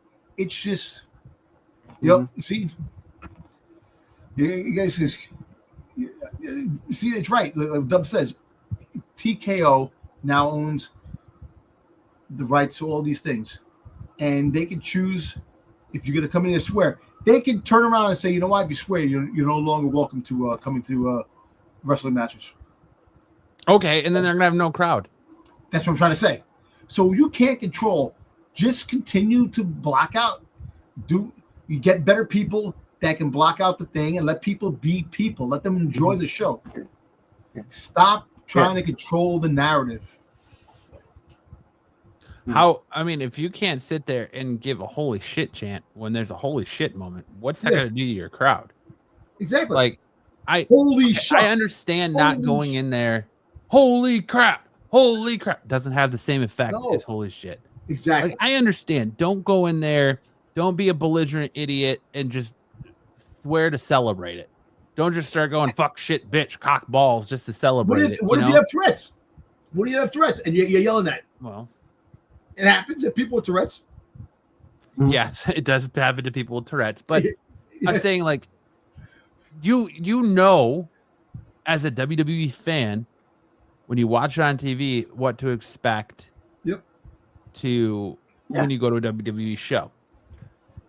Mm-hmm. You know what to expect when you take your kid to that WWE show. You're willingly saying, okay, it happens. They're just words. I tell my kid they're sentence enhancers. Don't use them at school. You can use them at home. Yeah. But I respect, I watch my mouth around other people's kids because not everybody's like me. Exactly. And they raise their kids differently, and that I get that. But at the end of the day, that means that's up to the parent to decide whether they want to take that said child to a WWE show. Exactly. And it's not up to WWE or these other corporations to censor exactly what we do. And like our take on nudity here is vastly different than our take on nudity around the world. Like, there's news stations that have weather girls topless, and it should be here. Technically, the whole business of WWE is controlling the narrative. It's true, but listen, I don't want to. They had the perfect formula back in the day where your first hour was Raw, and then you had Raw is War, the second hour, and it was no holds barred, using foul language because it was later on after 9 o'clock. After 9 o'clock, you could use the words. And you're right. Look at the Attitude Era. There were kids that watched these bikini matches, these mud wrestling matches, freaking Trish Stratus barking like a dog in a freaking bikini, in a freaking bra panties. And these kids grew up to be like us, grew up to be like us, and look how the range we are. But you can't control the narrative. And like I said, corporate America is trying to do that, trying to control every damn aspect of the way we talk, walk, shit, pee, eat, and it's not fair. You want these shows to thrive. Raw, there's a meaning behind Raw, like you said, Matt. Raw has always been Raw. That's why it's called Raw. At the end of the day, these you can't control the narrative of 50,000 people in a stadium or an arena that is there to freaking love your product. And when something is good, they're excited. And you're right. Holy shit is a lot better than holy crap or Jolly G Willikers. Fuck out of here, man. Gee whiz there, Mr. Peebles. And it fuels. Like, look at John Cena when they were screaming fuck you, Cena. And I understand it getting out of control by the fan throwing the bottle at Cena. That shouldn't happen. I'm not condoning that. But no. It just doesn't work. Why is Dubs on the screen? Dubs' comments are coming on the bottom on the screen, and not the. He's in the narrative too, the comment section. It's also on the screen itself. I think someone hit the show comment on the stage. Yeah. No, but what do you got, Styx? You talk about we've talked about this before, where we want crowds like we got crowds at the European sites. Yeah. Germany, UK, Italy. Was it Italy? Yeah, I think it was Italy. where those crowds were into and part of the show. We don't want crowds like WrestleMania Las Vegas, where they were sitting there posting on Instagram like Dom doesn't work. True. You know, and that's what they were. The crowd was so quiet. We've already talked about this ad nauseum, but you know, and when the crowd does get, they're cheering for the wrong guy, because they don't know who the hell they're cheering for. We almost had a situation here. My daughter busted in here because she's getting ready to take a bath and started to take her clothes off in here. And I had to go off camera. I was like, oh no, we almost had a situation here. You gotta have this out here. Yeah. You know, I think they qualified. Right. Listen, you know, it really takes the steam out of a lot of things when they start to do stuff like this. You take away the stuff that makes these things spectacular. You know, it's like, well, kidding aside, it's like Saudi Arabia. I'm gonna throw this one up. This is 100% correct. I feel, yeah, exactly. You see, that's true. You know, it reminds me of like Saudi Arabia. When the girls go to Saudi Arabia, they have to be covered. You know, right. You can't. You know, you have to everywhere. It's like movies. You send movies overseas. You have to take out all the stuff you have here in America to please that crowd. Why are you taking out stuff in America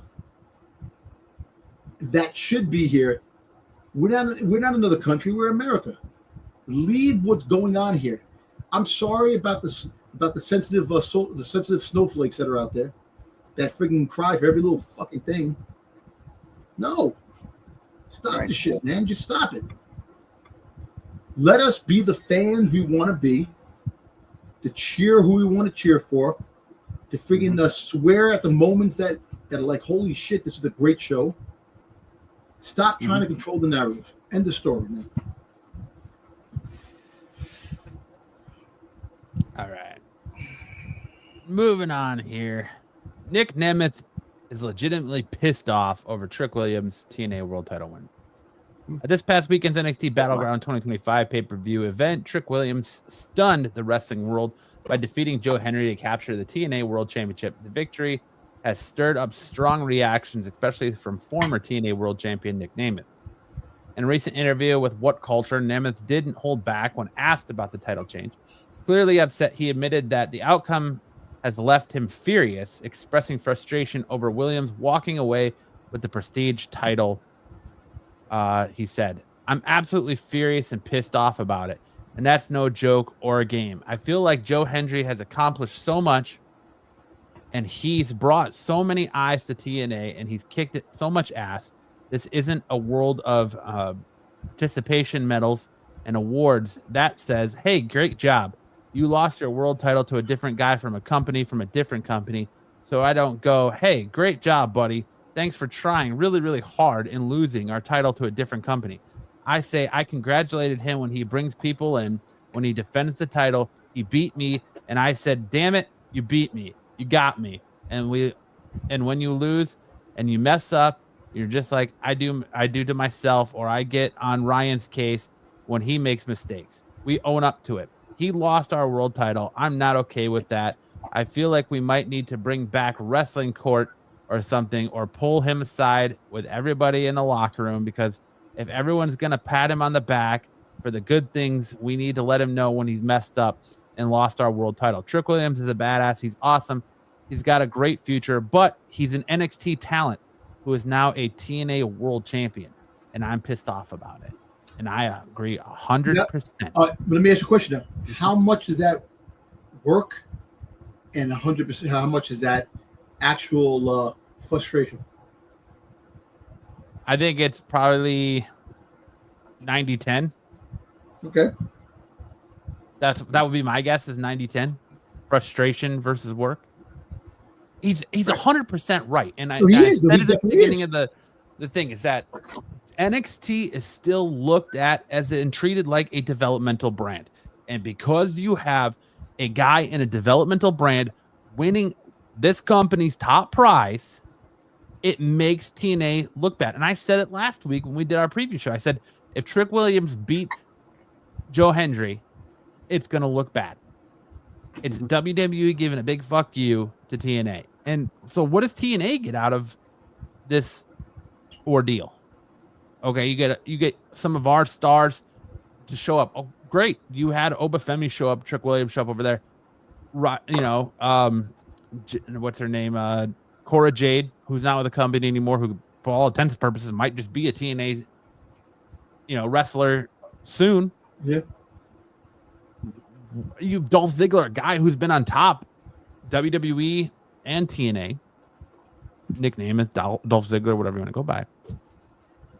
To have, he's right. Like, Joe Hendry was celebrated for all of his work and carrying TNA and brought eyes to TNA.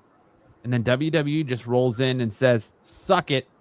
And it just doesn't sit well with me. And I tell you what, are they going to do a Dolph Ziggler versus Trick Williams for him to win the belt back? No, they're going to do Mike Santana versus Trick Williams. And I hope Mike Santana takes the belt back from him. Well, look, let's put it this way. You got to have you have to have something for something. You need to have somebody in TNA win the NXT championship. Well, that's what I said. You can have Moose. You can have Dolph Ziggler winning it. Yeah. You can have somebody that somebody that can definitely come in and take the belt, NXT belt. Look, but you already did. I mean, the most believable guy to do that would have been Moose. Exactly. Moose versus Obafemi, and Obafemi beat him. Yep. I don't. I might be wrong, but I don't see WWE willingly letting a TNA guy come in and beat. Like that. It feels like this was WWE saying, "Hey, kid, know your place," because we're still WWE. We're such a big powerhouse company that our developmental guy is going to take down your world heavyweight champion. Yeah, but Joe Hendry's on their freaking list of getting. They want Joe Hendry. He is going to be a free agent soon. They're getting him, so they're building up. That's probably going to be a build up for that match. He's going to come to WWE and his gimmick's going to die. Yeah, just like Broken Matt Hardy. And just like the Fiend. When the Fiend was doing the Fiend, they got rid of that. They got rid of all the good stuff. But this, like I said, he's 100% right in what he said. They're treating TNA like the redheaded stepchild. They have good wrestlers there. Hey, look, they had Jordan Grace. They snatched Jordan Grace up. Jordan Grace is with WWE now. And she's going to be in the main roster soon. So it's like, did they purchase part of TNA? Is TKO partial owners of TNA? If they were, it would have came out by now, because that's something they have to put on their portfolio. I know, but maybe they're the private people backing. They're backing TNA. We don't know yet. Like, look, okay, decide, because what is it? It's one-sided then. If you're gonna have have people from NXT, which you're right, Matt, a developmental brand, come in and become the top dog in a wrestling organization. There's got to be more to this than just that. You're giving opportunities. You gave opportunities to Jordan Grace. She was in the Royal Rumble a couple of years, 2 years ago. You gave her opportunity. Now she's part of WWE. So this is probably what they're gonna do with Joe Hendry too. Joe Hendry's coming to WWE. They're just planting the seed for that. And you gotta hope that the gimmick doesn't die, but it's just something. And like I said, Ziggler's right. maybe they have something this week on TNA coming up where Joe Hendry goes on trial for losing the belt to a developmental player, and sparks a big feud to make a good storyline. Maybe part of the storyline. I don't know, but it is kind of interesting and weird that happened, and hopefully we'll find out more on why that is. Come next couple of weeks. I say this. I stay the same. I think it. I know a lot of people probably won't agree with me out there, but I think it shits all over TNA having Trick Williams. I think if you wanted to do this, cool, and you wanted to trudge new territory and have a WWE guy win a TNA belt, it should have been Randy Orton at WrestleMania or even at Backlash. They could have held off on Cena Orton down, for a few more months, and you could have had Orton win the belt off Joe Hendry at Backlash. You could have Orton be the TNA champion and do a storyline there because he's got nothing going on in WWE. He doesn't. Or Drew McIntyre. Drew McIntyre's got nothing going on. He left for months. He probably won't be back until November. October, November, towards the end of the year, where it's going to be probably revealed that he's The Rock's true champion. But I don't know. It's a move that doesn't sit with me, and I don't care who sits there and says,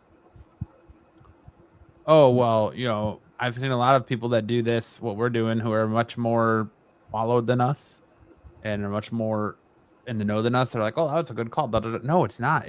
How's it a good call? If it was a main roster guy doing it, like a John Cena, Randy Orton, sure, I get it. You're building up TNA.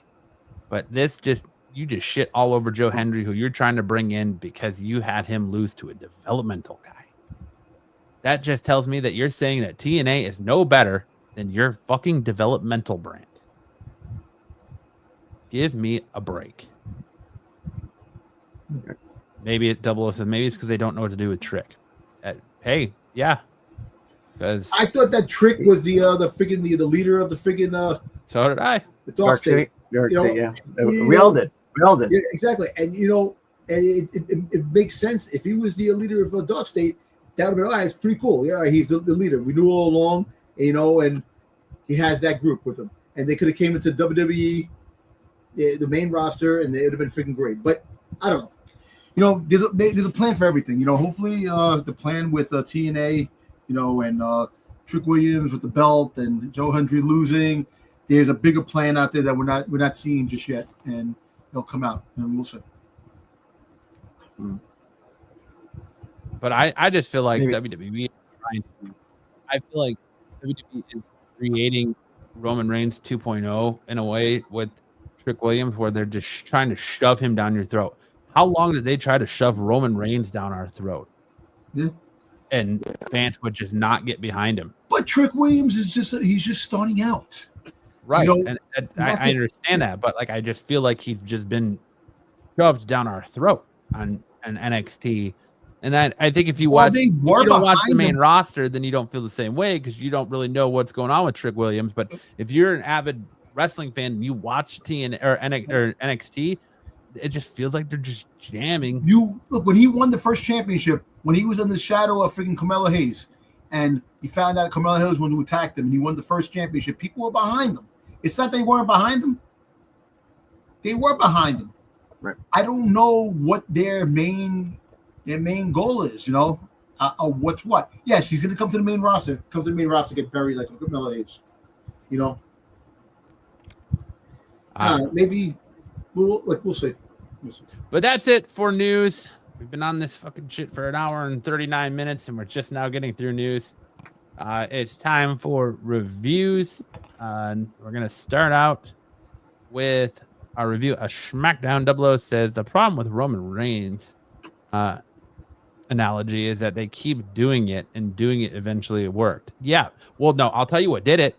His leukemia coming back and him going away and people having sympathy for him. Yep. And then when they came back, he came back in a good storyline. He came back with Paul Heyman. He came back and became the tribal chief.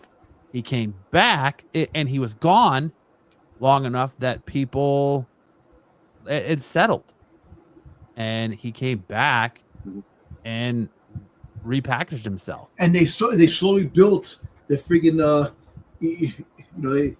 bloodline, which you were invested in the story. The whole thing with Sami Zayn, you were invested. That was one of the best storylines for the past 3 years, or even longer, depending on that. And the best thing for Roman Reigns was putting with Paul Heyman.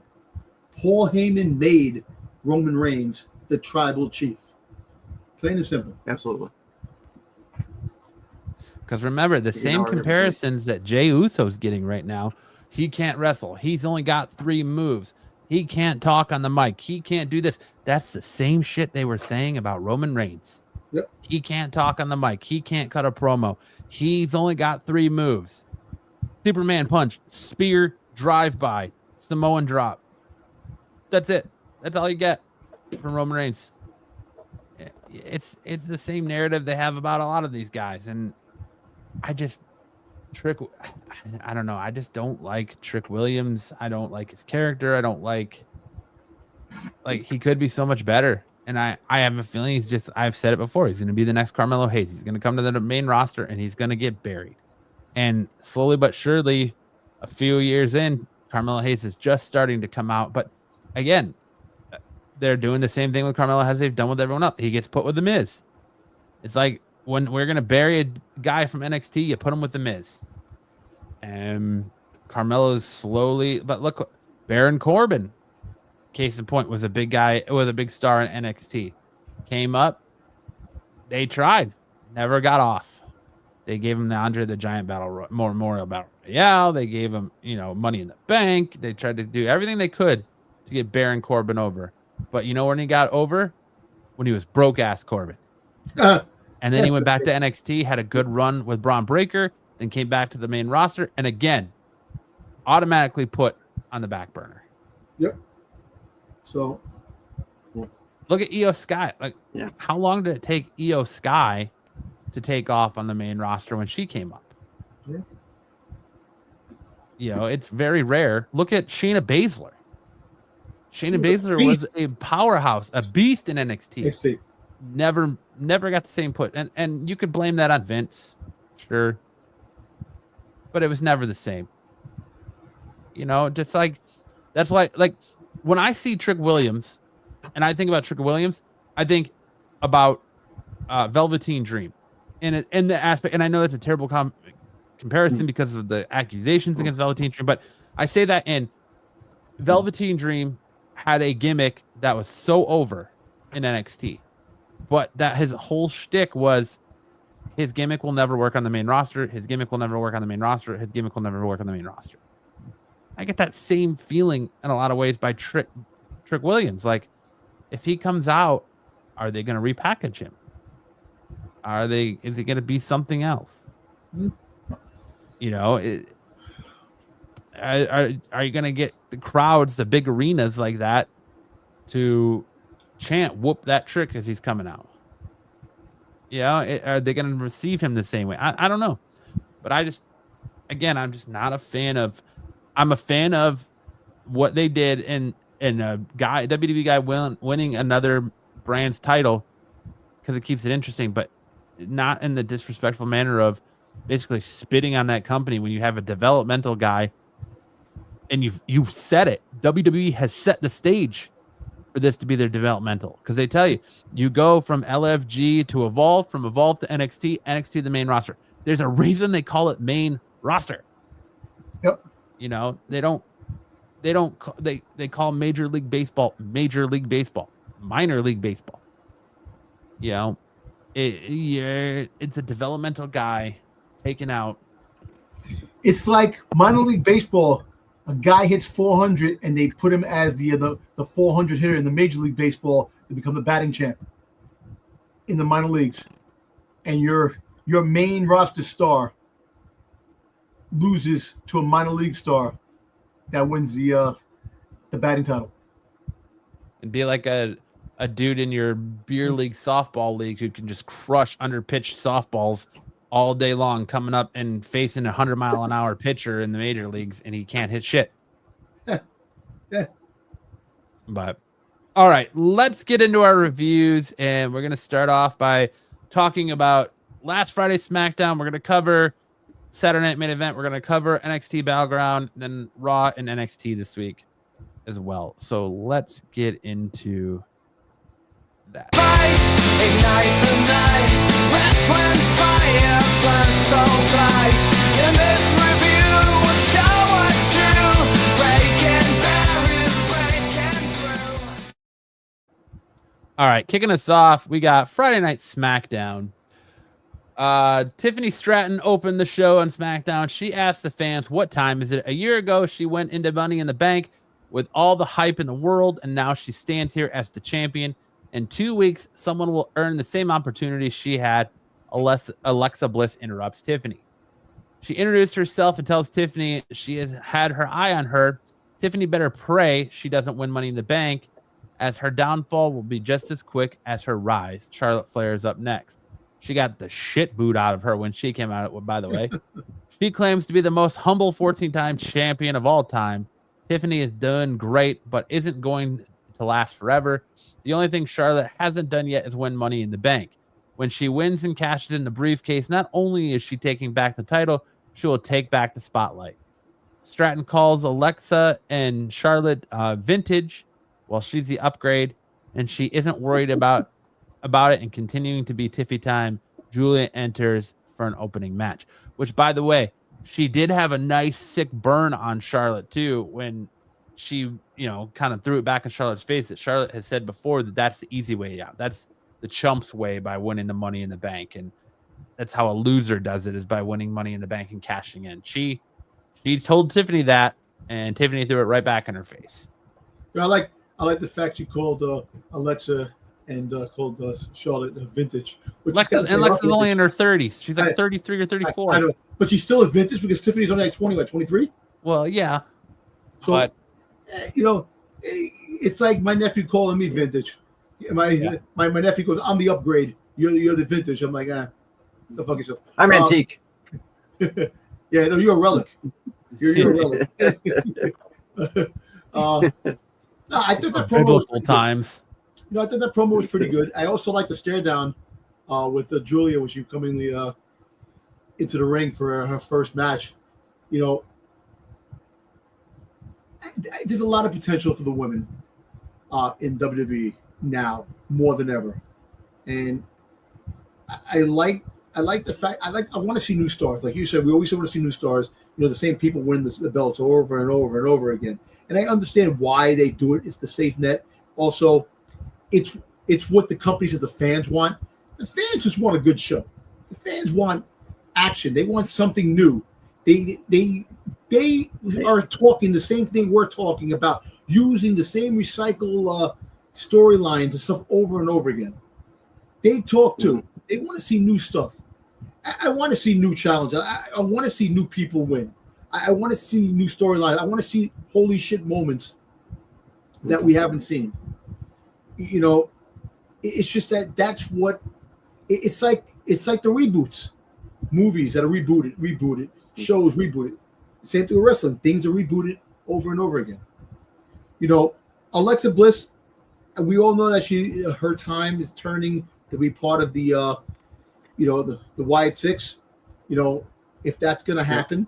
And speaking about the Wyatt Six, I thought that was a great ending to SmackDown. I know we're going to talk about that, but the whole fact is that now you got them back as a faction, and they kick ass whoever's there. They don't care. See, I like that. I want that. I don't want like one dominant group that just goes after the bad guys or go after the good guys.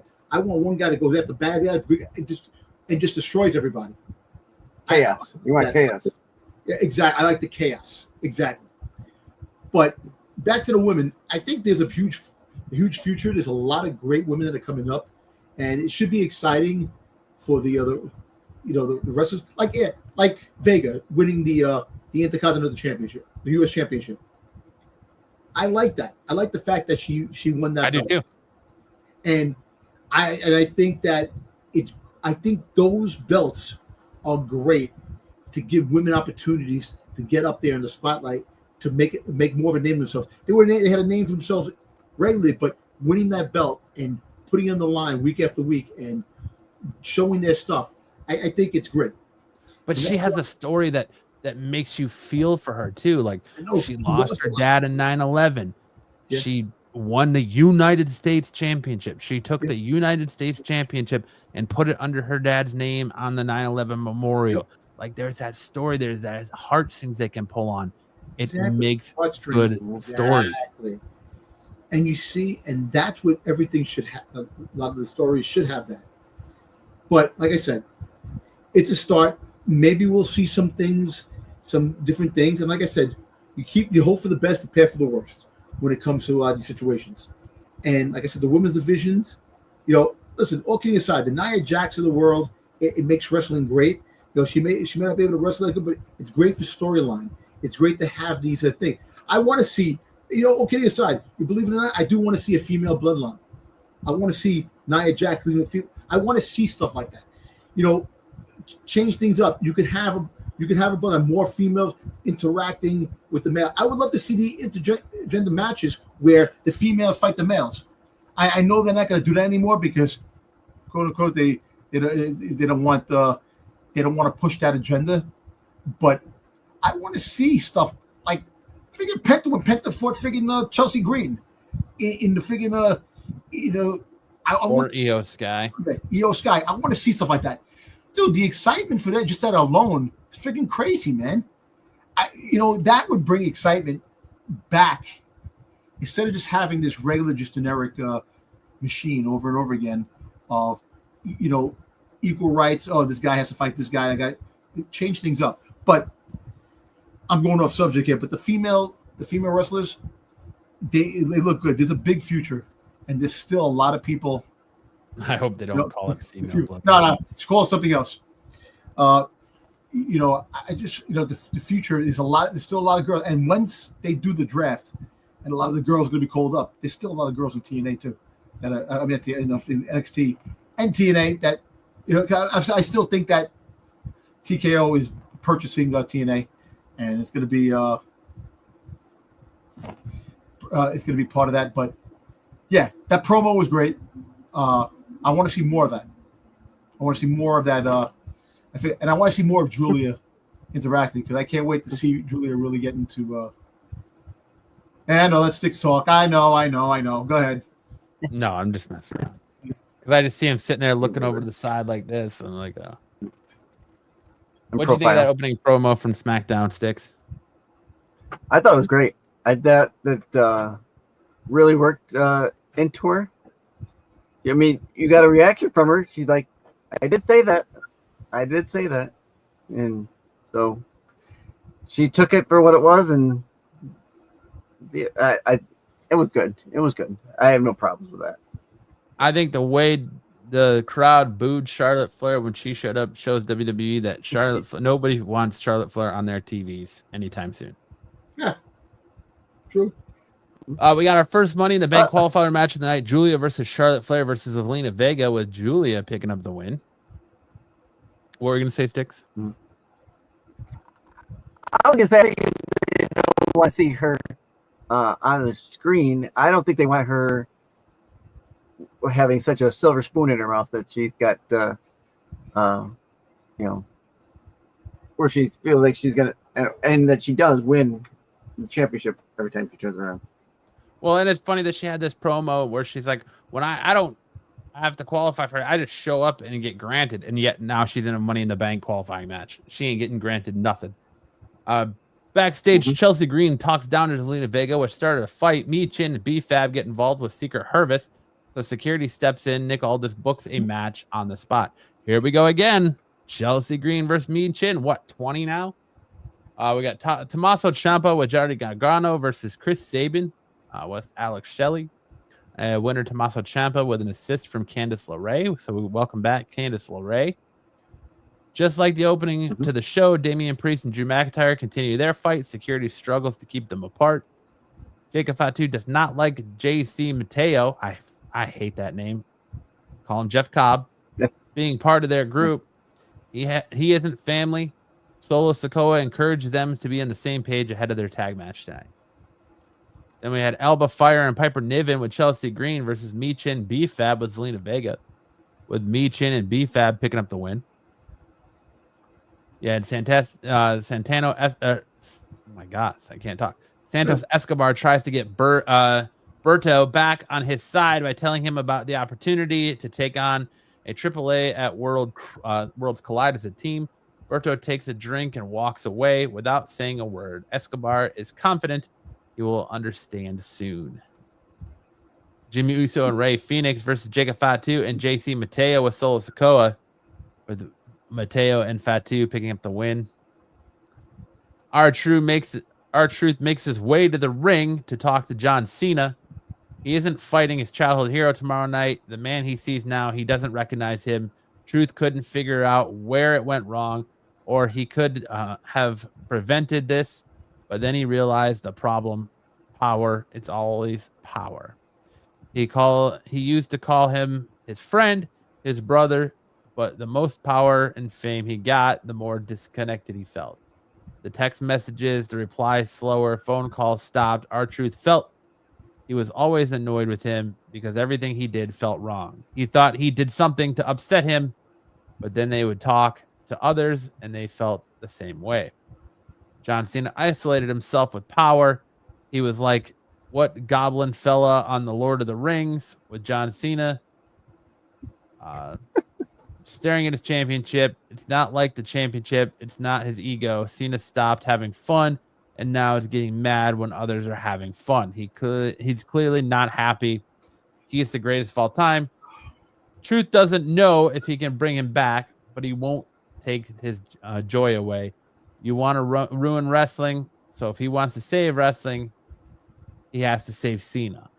If he has to put his hands on him, well, he will smack that hustle load for respect right back into his ass.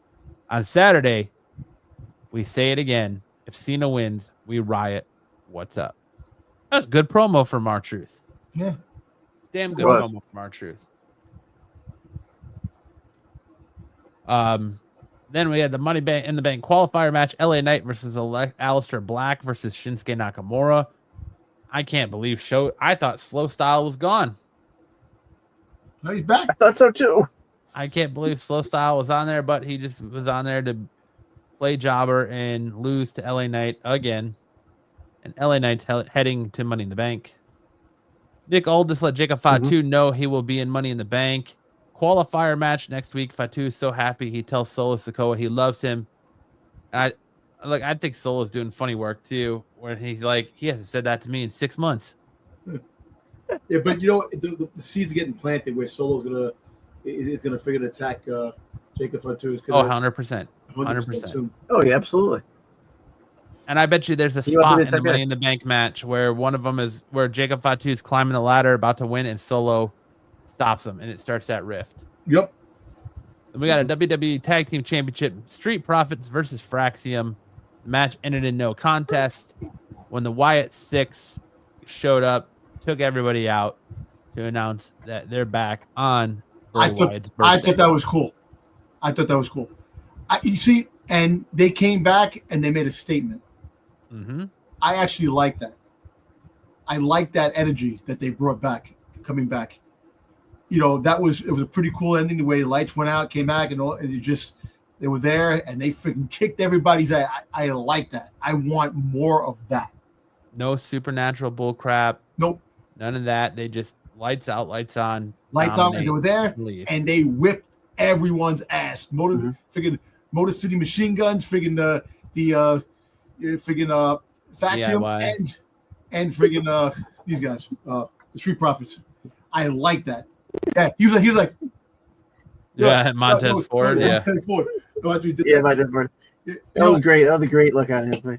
But I like that. I like that energy. I like that energy was there, and I want to see. You know, even if they don't win anything, I want to see them come out in situations. Not all the time, because you don't want them to freaking like every time they come out, this and that. I want to see them come out spontaneously. You don't win. They come out like you have a big match and they come out and just start whipping people. I want to see that. That reminds me of the old school days. I like that. Yeah. Just give me more. Yeah, you don't want it every week, exactly. but you want it sporadically, and have it build up to something, So. Like I want to see every member show up in the Royal Rumble, and then they're just throwing people out. They're all throwing people out, and then somebody comes in, so it's eliminate. I just want to see chaos. I want them to be the chaotic part of WWE, and I want them to show up like on a Raw one night. Just show up. You're not supposed to be here. Why are they here? Because they can. Because they don't give a shit. They're going to be up whoever they want to be up. Yeah. Chad Gable hasn't been the same since last time Wyatt 6 debuted. You're right. He hasn't. He hasn't. When he supposedly got shot in the head. That was the best. Oh my God, he's dead. and then freaking goddamn this guy, Pat McAfee, it says he got killed. Like, oh my God, Pat McAfee's dead. But what was your guys' thought on SmackDown from last Friday? I give it an A. I thought it had. I think that was the first SmackDown in a while that had a lot of excitement. That had a lot of ramification, a lot of things that a lot of the story weaves were friggin' spinning of what's to come. And they did a good job. I give it an A. Styx? Listen. I'm listening. SmackDown I got my shit turned all the way up. Listen, baby, listen. All right. Listen, baby. SmackDown is still too long. But this one was definitely better than it has been in the past. So I give it an A. I give it a B minus. If they could get the show down to 2 hours with the wrestling they're putting on, it'd be A+ all day. But that third hour of SmackDown drags. Yeah. It drags. They're supposed to be cutting it down anyway. Back to 2 hours. Apparently not. Apparently they're not going to anymore. They are saying that SmackDown's 3 hours is here to stay for the foreseeable future. And it drags. They have so much talent. They could fill that third hour with great stories, but they don't. It drags. And then it picks up right at the end of the show, like it did with the Wyatt 6. Hopefully now the Wyatt 6 is here, we'll see more done with them. But I gave SmackDown a B minus. The professional wrestling is great. The first 2 hours are great. That third hour is a slog fest. It is a struggle to get through. Yeah. So and especially when Raw has been at 2.5 hours, it feels like it's over in a blink of an eye. Yeah, you're right. So, and SmackDown's last hour just slogs along. So, B minus for me, and it's only because that third hour, the wrestling is great, the work that's being done is great. It just it's like they don't have enough to fill a third hour. If they could drop it to 2 with what they're doing now, SmackDown would be just as good as Raw every week. But it's struggling. Or even like you said, keep it the same. Even like you had said last week, I think, put it at the same amount of time as you're doing Raw. 2.5 hours. Yep. 2.5 hours, I think, is that sweet spot. All right. That seems to be working well. Yes. I hand it over to you to talk to us about Saturday night's main event.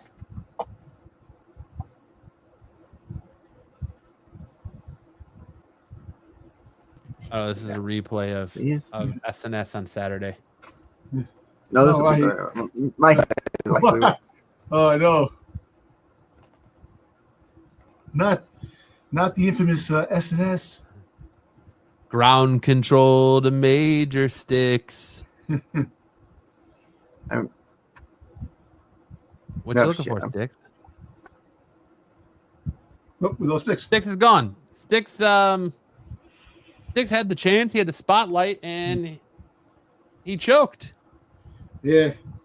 He couldn't perform. Damn. Ed gets everybody. Styx choked. All right. I can't believe. Oh, now he's trying to come back. He was given the spotlight, He was. And he choked. Poor Styx, man. Come on, Styx. What are you doing? 1975 computer operated, man. Come on, man. Yep. That you were just seeing his hamster die right there. His Windows 7 just crashed. Windows 97 crashed. Anywho's, Kevin Nash says give Tony Khan some slack. He's autistic. Artistic or autistic? Autistic. Hey, Styx, welcome back. After crack that insult. Okay, there we go. We're back. Yeah. Here we go. My MS-DOS crashed. Styx, why are you sharing my slide and not your presentation? Oh, sorry. I thought that was mine. No, that's mine again, Styx. Damn it, Styx, stop it. Styx. It's going to be a 4-hour show before we get started. Oh, my God, I know. Styx. I didn't touch it. I'm not even... Wait, mine hasn't uploaded again yet. There you go. All right, once again. Let's try this again. Take it away with Saturday Night Main Event. Saturday Main Event. All right. So as a reminder, points were 10. Oh, damn it, Styx. What is going on? Oh, boy. What happened now? I don't know. Someone took me off the board. You took yourself off the board. I didn't touch it. Damn it, Styx. All right. Third time's the charm, Styx. I believe in you. This might be the 5th time. All right, 10 points per winner call, pinfall or otherwise, and 10 per any extra call.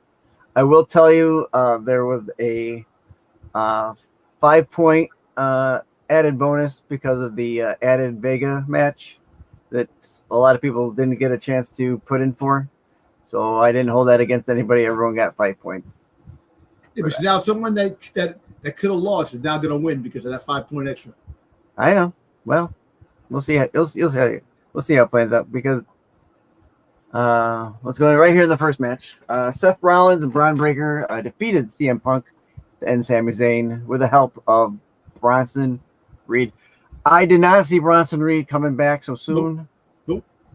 I don't think anybody did. I thought for sure he was laid up somewhere. Dude, and after he freaking speared CM Punk through the barrier, that was one.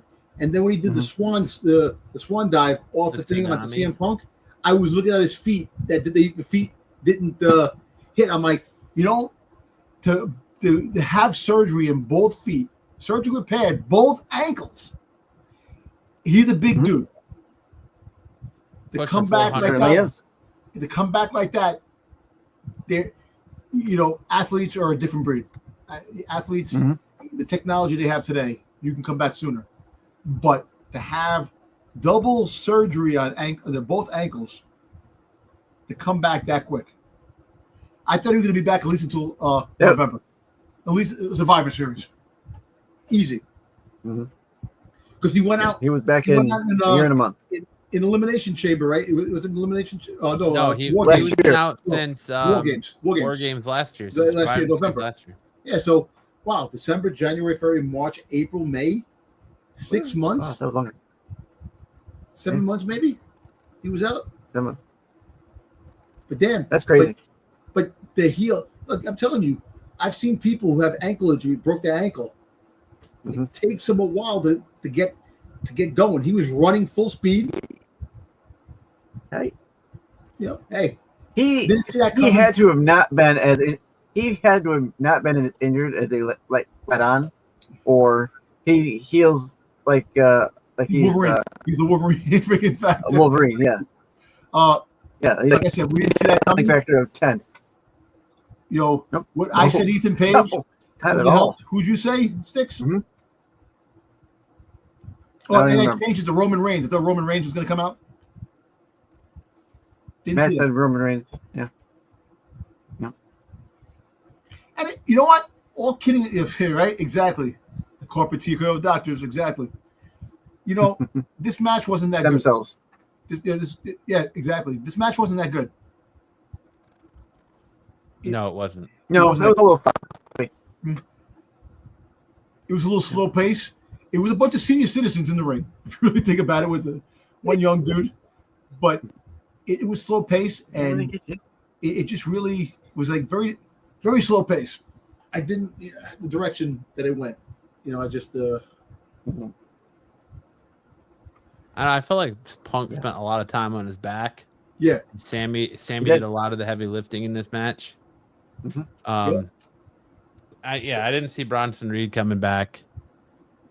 I thought this match was all right. It was, I mean, with the sheer force of Seth Rollins and Braun Breaker in there with guys who can work like Punk and Zayn, I expected a lot more than what we got.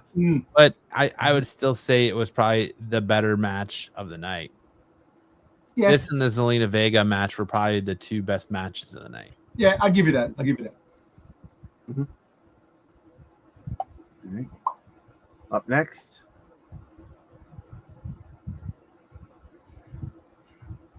Speaking of Zelina Vega retaining against Chelsea Green in the women's U.S. title match, a match that was put on SmackDown the night before. Yeah, the night before.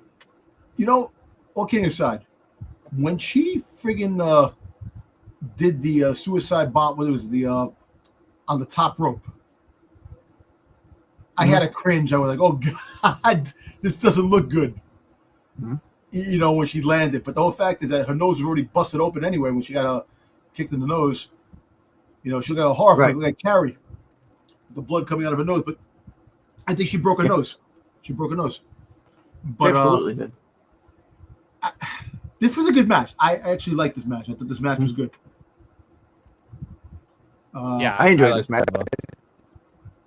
Yeah, Chelsea Green. She's such a great. They both work good off each other. Freaking Zelina Vega doesn't get a lot of credit. She's a really good in ring performer when she gets a chance to fight. And I think she's definitely gotten better over the years. She got better over the years. But I think that Chelsea Green helps a lot too because of her experiences fighting Penta in Robert Rodriguez's arena, but Lucha Underground. Lucha Underground. Yeah. So, I will say this about Chelsea Green.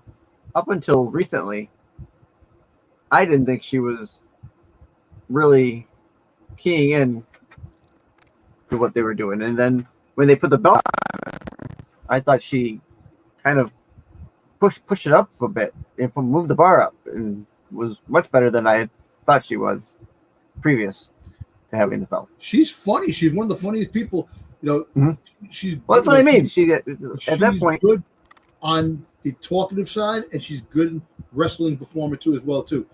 So that and they signed. I know they signed her again, but they got to keep her. She's definitely a good performer. And I like her. I like her with Piper. Yeah. That's going to implode. That group has to implode pretty soon, man. That's going to implode, but I do like her and Piper together. I think they work together good. Anything else on this one? Nope. Solid match. Okay. All right, up to the next one here.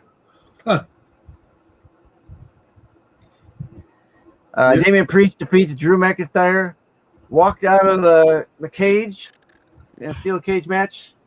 To where we got Jesse the Body Ventura asking, who walks out of a cage match? He also made a comment too. He goes, McIntyre is such a good-looking guy. He goes, he shouldn't be in this match. The way you say it. And it's true.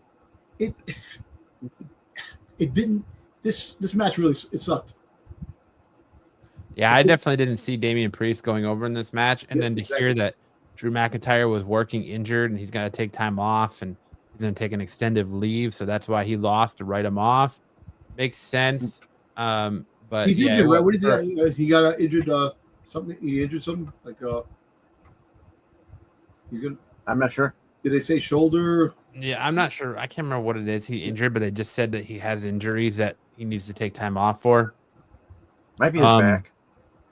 So I don't know. I agree. who just walks out of a steel cage, even though that's part of the stipulation is your feet hit Right. the ground. But I thought this match would have been a lot better given the two participants and the fact that they're in a cage. But if Drew was working hurt, it would make sense why it wasn't. But you know what? What they could have did was have somebody come out, and start a new storyline. Like, Drew is on his way out, right? Damian Priest wins. All right, fine. But somebody comes out and interferes, and you can start that rivalry, because now who are you going to start a rivalry with now? Like, really, think about it. You got to start a brand new rivalry. It could have started here in the steel cage situation. But that was my question last week: is where do either one of these guys go after this? Where does Damian Priest go after this? Where does Drew go after this? Well, apparently Drew's going on IR. Damian Priest is going to team with Bad Bunny to fight Travis Scott and John Cena. That's see, I don't think that's happening, because there's a report that Travis Scott was supposed to work at Money in the Bank, and after Cody Rhodes hit him with that crossroads, the stiff crossroads is kind of his payback for Elimination Chamber. Travis Scott says he doesn't know if he wants to get in the ring now. That's the report that's going around. That's why Travis Scott is not John Cena's partner real. at Money in the Bank, and it's John Cena and Logan Paul at Money in the Bank versus Cody Rhodes, Jey Uso. Yep. Okay, you know what? If that's the case, I don't. Like I said, McIntyre is such a good wrestler, a good performer on the mic, and a good performer in the ring. It sucks he's going to be out. Of course, hey, listen, injuries add up. Things happen. Take some time off. You come back stronger. Come back for War Games, because you know that he's going to be on somebody's team for War Games. I don't think they're doing War Games this year. I think it's just going to be Survivor Series. I don't think they're doing a War Games. Really? Mm-hmm. Interesting. I like the Survivor. I like the split thing. So, I like when NXT came in to have the three-way thing. You have TNA guys in there too, make it even more interesting. So, Travis Scott's a beanpole, dude. Watching him wrestle would be like watching Styx versus Brock Lesnar. Damn, Styx don't get credit, man. Come on, Styx. It just wouldn't be. Yo, Styx would last in the match 2.4 seconds against Brock Lesnar. No, I don't. Are you? Oh, you're giving Styx some. Hey, that's 1.4 seconds longer than Extra Speed. Oh, Extra Speed, yeah. Styx would have to stick and move, but I think one suplex and Styx is done, though. No, maybe Styx will land. You remember the movie The Gate where the thing fell and they all came to little demons? Styx' body would hit and fall to little sticks, dude. Oh, but the little one. Yeah. Yep. Yeah, you won't catch me in a ring. You know what? Look, another match. Really, go ahead. Him walking out of the cage, that kind of walk out of the cage. Remember you had people who walked out of the cage. They did that. Yeah, they stomped their way out. And then where they were in, and it's like, all right, your dominance, but just to walk out regular like that, yeah. Just to have a brisk stroll as you leave the cage. Exactly. It's like when Vince McMahon fought Stone Cold in a steel cage. Shit like that. But I can remember, and I'm sure you guys can too. At least, go ahead, Stick. Sorry. When they did steel cage matches, they would chain the door, or lock the door, and you had to climb out. You had to climb out. The only way was going over the top. Yep. Climbing down. First person to touch the floor won. You could have at least had the finish of Drew. Please, the storyline is dead, right? The storyline is no more, right? I think it has to be. It's got to be done. They could have at least, if Drew's going off because he's hurt, they could have at least sold it where Damian throws him through the cage, or Drew throws Damian through the cage and Damian's feet hit the floor, so Damian wins. Something cool like that. Just having him stroll out of the Well, that's what I was thinking. What you could have done is had Drew throw Damian through the door, and he wins. Yeah, throw him through the door. Yeah, exactly. Yeah, Claymore him through the door would have been sweet. Yeah, have him win. And then he gets up, he wins because he's outside the cage. Or Claymore him through the side of the cage. And then Drew would have freaking hole in the cage. Yeah. He said Double says walking out the door is heel behavior. Yeah, listen, yeah, if you're gonna strut yourself out and make it heel behavior, but not just to like gently stroll like you're walking to get the newspaper out the cage. Like, come on, man. Yeah. But I don't even think he was the heel going. I think Drew was the heel going into this match. Yeah, Drew was the heel. Drew was the heel. So unless they're saying it's a role reversal he should now. say he's making a statement. He's just saying that walking out of with the door is heel behavior. Like you walk out like you're like I got this shit. Yeah, true. Yeah. All he needed to do was like the dog thing where he kind of kicks the dirt back at him. Yeah. All right, let's get into the next one here. This was a waste. it was. Like you said, so much possibility. Mm-hmm. Especially when, like I said, when I saw R-Truth come out to John Cena's music, dressed in John Cena's shirt, I was like, "Oh, this is something magical is going to happen here. Like this is going to be Ron Cena." Yeah, Ron Cena. When he came out, I thought something magical was going to happen here, and it was going to be a good match. And even in the minute where like he kind of talks Cena away from hitting him with the belt, then the ref turns back and Cena kicks him in the dick. Well, I tell you this. Want to bet that R-Truth comes out and friggin' makes Cody Rhodes and friggin' Jey Uso win in Money in the Bank? Maybe. I mean, I think if Cena loses Money in the Bank, it protects him because it's a tag team match, but it keeps it interesting if Cena loses. I mean, if it comes out and Cena just starts losing, but retaining the belt, like via count out or via technicality, I think that's more interesting. But I think we're on the road to Cena Cody too at the end of the year, whether that's at John Cena's, Ruthless Aggression pay-per-view or whatever My Time Is Now, whatever they're going to call it, or Survivor Series. I feel like that's where we're heading, but yeah, well, SummerSlam, maybe. So, not this one was not a this sucked. ending. I just want to see Truth being truthful. See what I did there? I want to see Truth win the Intercontinental Championship or the United States Championship. I want to see him win a legitimate championship before his just 24/7 I-95 championship, 365 I-95 24/7. Whatever. Yeah. But I'd love to see him as U.S. champion or Intercontinental champion before he's done. Yeah, I agree. All right, up next, a heavyweight championship match. Jey Uso defeated Logan Paul. John Cena interfered. Cody Rhodes took out Cena. Now Uso faces Gunther again. When this happened, I didn't expect John Cena to come out. But when they had in the back talk when they were talking, then I'm like, yeah, this guy's gonna come out, man. And it kind of like no one expected John Cena to come out to friggin' to go after Jey Uso, but I don't know. It was. Yeah, I did. Go ahead. No, go ahead. All I said is I agree. Like I feel like it was a little soon for Cody Rhodes to come back. I figured it would have been at Money in the Bank, not Saturday Night Main Event. But right.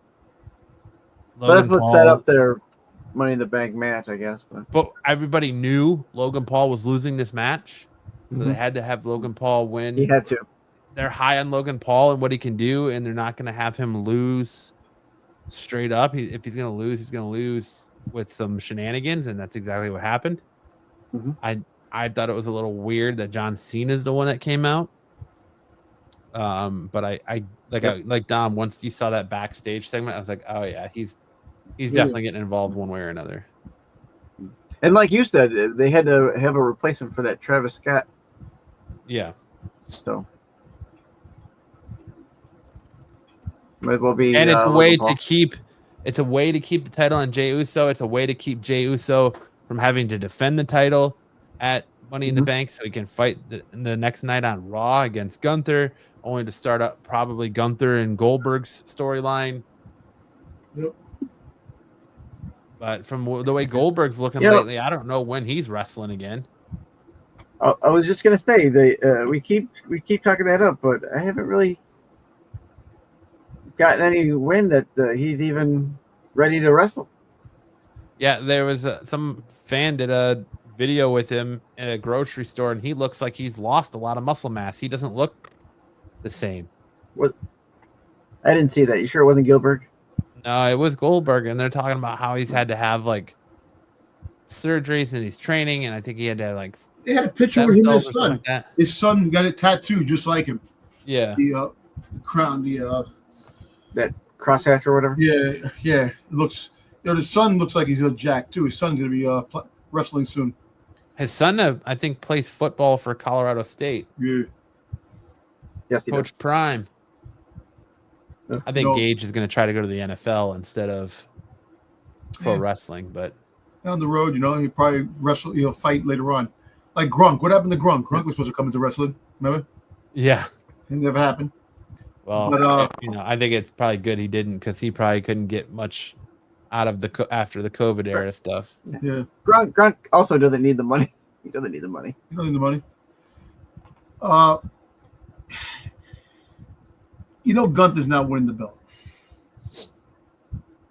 And if he does win the belt, got to slap in the face to Jay. That his journey. Gunther will. I think after this match, I think Gunther's going to be is going to become a face. I think he's going to wind up having fights with, I think, down the road with Seth and that group. I think they're going to go after him. I think you're going to see some of that afterward. I think after this match, I think he's out of the championship fight for a little bit. They're going to have him go off and do some things. You got to, like I said, bring new stars in. Like, yes, Gunther was a great champion, but now you need to look, and that's why Jay may not have the range and the mic and stuff like that. Give him a chance with the belt, win, and then you move forward with somebody else coming down the road. Keep building new stars, man. The same people, the same. Like, what happened to you have to go to the back of the line to fight the champion again? They did that. That you have to start over again. No, there's no rematch, and all of a sudden they just change that back to the regular thing again. Yep.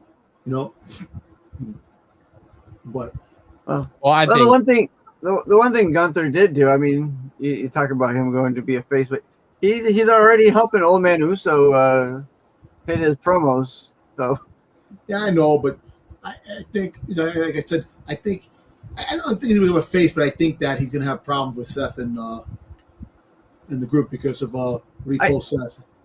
I think he's going to be one of those. Or he's not good. He's not bad. Let me ask you a question. Do you think that the fight between him and Gunther, right? That they come out and they attack both of them, freaking Seth Rollins and No, I think whoever you want my honest opinion. Yeah, Jey Uso's champion right now for whoever win Money in the Bank to cash in on him. I think Gunther's going to beat the shit out of him, and something's going to happen where whoever wins Money in the Bank the night before is going to cash in on Jey Uso to win the world title off of him after Money in the Bank. That's what I think is going to happen. I think it's inevitable that whoever of the men wins Money in the Bank, Jey Uso is going to be their target, because they are not taking that belt off John Cena. So unless they're going to have this person wait until next year to cash in Money in the Bank, no. It's going to be a fast Money in the Bank like the last one. I think the holding the Money in the Bank for a year, Austin Theory was the last one to have that freaking belt, the Money in the Bank for. He never cashed it. He left it. So I think that you're right. It could be. I think maybe, and that's why I think Seth is winning Money in the Bank. 100%. That's why I don't think Seth is going to win. I don't think Seth is going to win. I think that Roman Reigns comes back and interferes that. And he's going to come back sooner than you think. I think Jay keeps the belt until at least SummerSlam. I hope so. I hope so, but I don't know. It's starting to feel like they want to take the belt off Jay, but they want to do it in a way that makes all the stuff with the Royal Rumble and WrestleMania make sense to appease the crowd. Mm-hmm. And the best way to do that would be Money in the Bank. How about this? All right, I know Money in the Bank, but that's too soon. How about this? How about the draft? What is the draft? The draft is happening after this. They have not announced the draft. They said after the well, anyway, if they do, say if Solo and Cobb come over and Jacob Fatu come over to Raw. If they do a draft, it'll probably be right before Night of Champions. Okay, but say if they do come to Raw and they attack Jey Uso, Solo and stuff like that. Say if Solo wins the Money in the Bank, because I know Jacob Fatu ain't winning it, and probably Solo ain't gonna win it either. But I'm just saying, do little scenarios on who could possibly win it. Yeah. So, I mean, that's the only good thing about Money in the Bank right now is I couldn't tell you who the front runner to win that briefcase is. Like, my gut tells me Seth Rollins just because of storyline and the fact that he was put in there. But I mean, I could see Penta winning it, but did anybody else in that match? Do you see them becoming world champion or LA Knight WWE champion? LA Knight, dude, I don't think LA Knight's ever gonna get. I know, but to say if LA Knight gets it and becomes a heel after he wins, it'd be cool. But he would have to go to Raw. He'd have to go to Raw, and he'd have to beat. He would have to go to Raw and beat Jey Uso to do it. Yeah. I think putting Sammy in the match and having Sammy win and having Sammy cash in on Jay makes it interesting. Makes a lot of sense. Hey, and freaking Karrion Kross did tell Sammy, "You're never going to win." Yeah. So that might be the seed right there. Remember I was saying? No, remember I was saying the fact. Remember when Jay lost to Gunter, and then in the back you had Cody Rhodes tell him, "Don't worry, he'll be there one day." Gave him that prep talk. Remember I told you that planted the seed for Jay to win? Yeah. So you're right. Karrion Kross saying that he ain't going to win, he's never going to win, is planting the seed for Sammy to win. You're right. Sammy might win it because you got to give him the opportunity to get Money in the Bank, and he's gonna have the other thing, and you're not gonna know. And freaking Jay's gonna be like, "Yo, you're gonna cash on me." It's going to be cause that tension between both of them. Well, I think he's going to use it as a listen. This is what Seth wants. We need to keep it away from Seth. That's why Roman Reigns is coming out. Roman Reigns is coming out. Is going to freaking goddamn not let him win. That's what I'm trying to say. Solo and Jacob Fatu aren't going to win. You just make scenarios if they win, but they aren't going to win because they're going to win the battle with each other. Freaking LA Knight is not going to win, and who else is in it? Penta. And Penta not going to win. I think Chad Gable comes out as freaking goddamn Americano, El Grande Americano. And they seem to be built, but they seem to be building a. No, I think you're going to see AJ Styles versus El Grande Americano at Money in the Bank. I think you're going to see Chad Gable wrestle twice that night. He's going to wrestle once as Chad Gable. Yep. And then he's going to wrestle and Money in the Bank as El Grande because AJ Styles punched him in the face on Raw and said, if that Mexican coffee ever gets in my business again, you know, so. Yeah. Well, they planted the seed there. Or he says if that coffee bean ever gets in my business again. But. Yeah, you're right. He's definitely right. So we'll see. So, and there are big things for freaking goddamn Logan Paul in the future. Mm-hmm. So we'll see. If LA Knight wins, I mean, I could see him going against Cena because I think he's going to have a match against Cena, but he's not going to win, the title off of him. I don't know. It's interesting because I don't really know who. I don't see a front runner other than Seth. Like Seth makes Sami sense. Zayn. Sami Zayn's winning. But Sami's not in it. He'd have to win. They'd have to hold like a last chance qualifier on Monday, and Sami win that to get put in the match, and then have Sami do it. Sami would be intriguing. Everybody wanted to see Sami turn on Jay. That's the way, you can keep you put the belt on Sami and have it, not hurt Jay, and just say like Sami's gonna say like, you could have it where it's Seth versus Jey Uso 2, and Jay's about to lose, and Sami cashes in on Seth, hits Seth with a haluva kick, pins him 1, 2, 3, to save the belt, and he could say, "Look, Jay, you were about to lose. You were done. Seth was going in for the kill. I did what I had to do to keep that championship away from Seth, away from this group. Sorry about it." And you could have Sami versus Jey Uso as a rematch at SummerSlam or later on down the line, but I just think if Sami makes it in there somehow, that makes sense. Yeah. But right now with the field the way it is, it's Seth. Like, I don't know if it's just tunnel vision or what, but the way the story's going and the slow burn on this group, because let's see, this group debuted the night after WrestleMania and they still haven't really done anything. It just, and they keep talking about how they need that championship to be the next part, and that Seth needs to get Money in the Bank and yada yada yada, and he qualified. And that's just what I see is if they do a last chance qualifier, Sami gets in, and whatever the reason is, if it's Seth Jay 2, and Jay's about to lose the title to Seth, and Sami comes out, hits Seth with a haluva kick, cashes in, pins 1, 2, 3.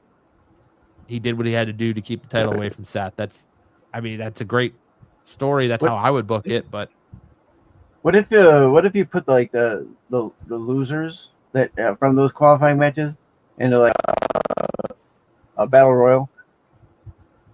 Yep. Well, that's usually what a last chance qualifier is. It's all the losers get one more. Yeah. Oh, you did say that. I'm sorry. Battle royal or whatever. Listen, you know what? Maybe Sami wins Royal Rumble next year. I think he will. I think he wins Royal Rumble in Saudi for sure. Yeah. Yep. But let's go. All right. All right. All right. So here's your totals for this week for Saturday night's main event. Matt ended up with 35 points. Pete had 45. Dub didn't give me any picks. How did Pete get 45? Pete didn't pick anything that's good. We picked all the winners. So what the hell did Pete get to 45? I only had 35 and you had 35 down. That's bullshit, man. Why is Pete? How is Pete? Because that damn 5-point freaking total you gave him. What did Pete have? No, I think Pete picked. No, he picked McIntyre too. Let's see. Pete had, like the only thing I picked wrong was McIntyre going over Priest. You know what I did? You sticked it, didn't you? Sticked it. Fucking bastard. Yeah, shit. That should have been. Well, I should. Okay. Damn it! I did screw that up because I gave him 10 points per. Instead of 5 points, I gave him 15 points for Vega. They gave 15 points. See? Come on, man. That's my fault. So he should have only had. Which he should have only had 35, like everybody else. So Jesus. There you go. Damn it, Styx. You see? I had his added up before I decided on the 5 points. You see how I noticed that? I'm like, how the hell? Damn you, Styx. Damn Styx. Yep. Same thing for NXT. 10 points for pinfall or other. 10 points for any extra call, which there really wasn't any like interference extras given anyway. So first matchup, the NXT Women's Championship match. Stephanie Vaquer defeated Jordan Grace. I think we all took Jordan Grace. Who took Stephanie? Anybody took Stephanie? Because I thought Jordan Grace was. I thought Jordan Grace was going to win too, and that's why we were talking about Stephanie coming to the main roster. But now they're saying that everyone has Stephanie. She's going to show up on Raw May 9th, freaking June 9th. which is a week away. It's a few days away before the freaking Money in the Bank. So she's gonna freaking goddamn qualify match on freaking June 9th. They say June 9th. June 9th would be after Money in the Bank. No, Money in the Bank is June 11th. June 7th. It's not this Saturday, it's next Saturday. Oh, no, so she might show up. And So then she would have to show up on Raw on Monday. Yeah, this Monday, yeah. Or that she would show up the following week at the Raw on the 9th in Phoenix here. Okay, there you go.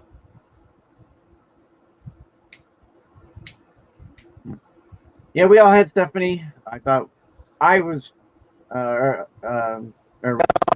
Jordan. I was for sure Stephanie was going to. Jordan was going to take the title so that she could come up to the main roster. I think that was kind of everyone's thought process going into this. Yep. Well, I guess we'll talk about. Let me ask you something. What the heck was Jordan Grace wearing when she came into the friggin' arena? I don't know. What the heck was that fuzzy bra shit she was wearing? I don't know, but I'm here for it. Yeah, exactly. I find her oddly attractive. Yeah. It's just like that I used to find China oddly attractive. She's actually freaking. She's built. She's Sabrina Carpenter built. There you go. She is. She's very short. Yeah. All right. That much. Well, it was a good match, but it didn't end up the way we wanted it. Yeah. All right. Hell of a NXT match Championship. Miles Bourne, but yes. That dude's Randy Orton Jr. Took over Femi. I said Miles was gonna beat him because I'm almost certain Oba's gonna end up on the main roster sooner more than later. But we'll see. Maybe they'll have him lose again on a random NXT. It made no sense how like they seem to be doing lately. Like, yep. How you doing? Yeah, Miles Bourne is Randy Orton light, man. He moves like Randy Orton. He does he's dressed like Randy Orton. He just looks like Randy Orton. He's Randy Orton's son. Yeah. As much as what's his name was Kurt Angle's son, right? Yeah. Shelton Benjamin? No, what was his name? Freaking, he's in the back now. He's in the back. He's one of the guys in the back. No, it was I can't remember his name. Gable, and it wasn't Gable Stevens. Yeah, it was Gable's freaking tag mate. Yeah. Oh, I can't remember his name, but Daddy. All right. Up next, we've talked about this match at nauseum. Did not expect Trick Williams to win. I didn't either. Nope. The consensus last week was there was no way they're going to put the TNA Championship on anyone in WWE. And what do? They put the TNA and especially Championship out of the development, at the middle of a freaking character that's in the development league, not even the main roster. So, I stand by that. Nothing against Trick, but I just. You know what? Let me tell you something. They might have big plans for Trick. Maybe, like I said, they're pushing Trick to be. And when he comes to the main roster, you can say I was a TNA champion. He is not ready for the main roster.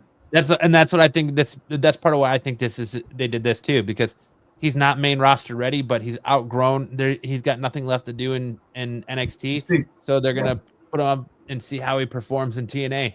As main roster as you can get, so it's like another step before the main roster. Before they're treating TNA like another developmental run. That's crazy. Yeah, I guess that would be it. Yeah. We don't have anything for him to do. Give one of the main roster Raw guys or SmackDown guys the Knockout Championship. You want one of the Raw or SmackDown guys to win a women's championship? Yeah. Okay. Fuck it. We got Glorious Adrian Adonis back. Actually, no, give it to one of the girls. Yeah, to say, what are you gonna relive the Andy Kaufman era and just have someone randomly have a man win a women's title? Yeah. Hey, China won the freaking men's Intercontinental Championship.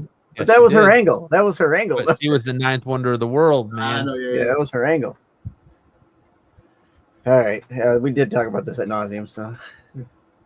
This was a good match. It was Women's a North good American match. Championship match. Sol Ruca did defeat Kalani Jordan. I think it highlighted that Kalani Jordan still needs a lot of work. She's still very green. Mhm. I love Sol Ruca's Soul Snatcher, though. I think it's an incredible finisher move. Mhm. I think Sol Ruca did a great job here. I think I'd like to see Sol Ruca hold the title for a while and build her up before picking up the NXT Women's Championship. But I think this match did more to really show where these two competitors are at. It shows where Sol Ruca's at and why she's a champion versus where Kalani Jordan's at. And I still feel like Kalani Jordan's still very green and still needs a lot of work. Yep. I do think she put on a hell of a show. Absolutely. By the end of the year, I can see Sol Ruca going for the NXT Championship. Mhm. By the end of the year. I would say maybe WrestleMania season next year. But That long? Yeah. that's Yeah. Well, listen, she can hold on to the Women's North American Championship up until at least the end of the summer, and then start preparing for the championship match. See what happens. That's next. Yeah. That's in July. All right. This was an interesting Channing. match. Oh my God! I don't know what to think about this match. Channing Stacks Lorenzo defeated Tony D'Angelo. Well, they kicked in the nads, man. Kicked in the nads. It wasn't even an interference. It was just standing. Yeah. Standing there. Well, it's like looking in a mirror because he came out there looking like Tony D'Angelo. Yeah. What are you doing? You think he's ready for the main roster, Tony D'Angelo? No. If they do, they're gonna repackage him because his gimmick. I don't think his gimmick works on the main roster. No. Yeah, that Mafia doesn't work up there. Yeah, unless you're gonna bring Brooke and Borala back. No. Yeah, it was a decent match, but I don't need to see a rematch between them. I don't need to see this again. This is over. I think it's over. He'd probably go after him on like a regular show, and that's about it. I don't see it going any further. I think Tony D'Angelo is probably going to be off TV for a while. They're probably going to repackage him, and he's going to come back. Yeah. But yeah, because he wasn't on NXT on Tuesday, was he? Didn't see him. Yeah, I think he had a video package. I think video package. Yeah. All right. Next. Hank and Tank with Josh Briggs defeated the Culling. Yeah, I think we all saw this one coming. Yeah. They just beat Fraxium. They're not going to lose the tag team champions that quick, and Nope. they're going to make them. They're not going to have them look weak either. So, Yep. I think we all had. I think there was Sean only one Spears person who needs to picked shave that shit on his head out here, looking like Tommy Invincible. picked the Culling. Oh, Pete picked the Culling to win. I think he's the only one that picked the Culling to win. He was the only one that picked the Culling to win. So, Like I said, I feel like I got every single match in NXT wrong, other than Sol Ruca, and because I thought Tony D'Angelo was winning. I thought, well, in this one, I knew the Culling was going to win. I thought Tony D'Angelo was going to win. I thought Jordan Grace was going to win. Exactly. I thought Joe Hendry was going to win. So I think I'm all wrong myself. Yeah, I feel like I got every Yeah, almost every match wrong. Yep. I think what Dubs won. Well, it's tough because when the option is that you believe is they're going to go up to the main roster, and this is a spot. This was the perfect spot for them to drop and push over into the next rung for them. But instead, they're like we've already said it. Now they're waiting for a random or the NXT after the PLE to drop the belt. Well, something tells me that the call up of Jordan Grace was a last minute thing. Like that happened probably as the show was going on, because otherwise you would have had, I think the call up for Stephanie was always there. And the call up for Jordan Grace was last minute, because I think the plan was to have Jordan Grace beat her. And I think they switched the call last minute before that match and said, hey, we're calling you both up. You know, we're going to have Stephanie go over and she's going to drop the title Tuesday. And you're both coming up. Because if you would think that why not put the belt on Jordan Grace then right there and then? Why wait 2 days and have her lose to JC Jane on a random ass NXT show, which by the way was supposed to be in Tampa, and they canceled it because they couldn't sell enough tickets. So it was like, well, is it really that they got called up, or was it a big fuck you to like, look what we had planned for you if you would have just bought tickets? But nobody bought tickets, so I find it hard to believe, but that is hard to believe, because I would have bought 5. I would have bought 5 tickets over just to see them girls. Just to see. And you would have got kicked out too, because you would have showed up with sweatpants on and with a massive erection, and they would have kicked you out. Nope, I would have fucking had a tent.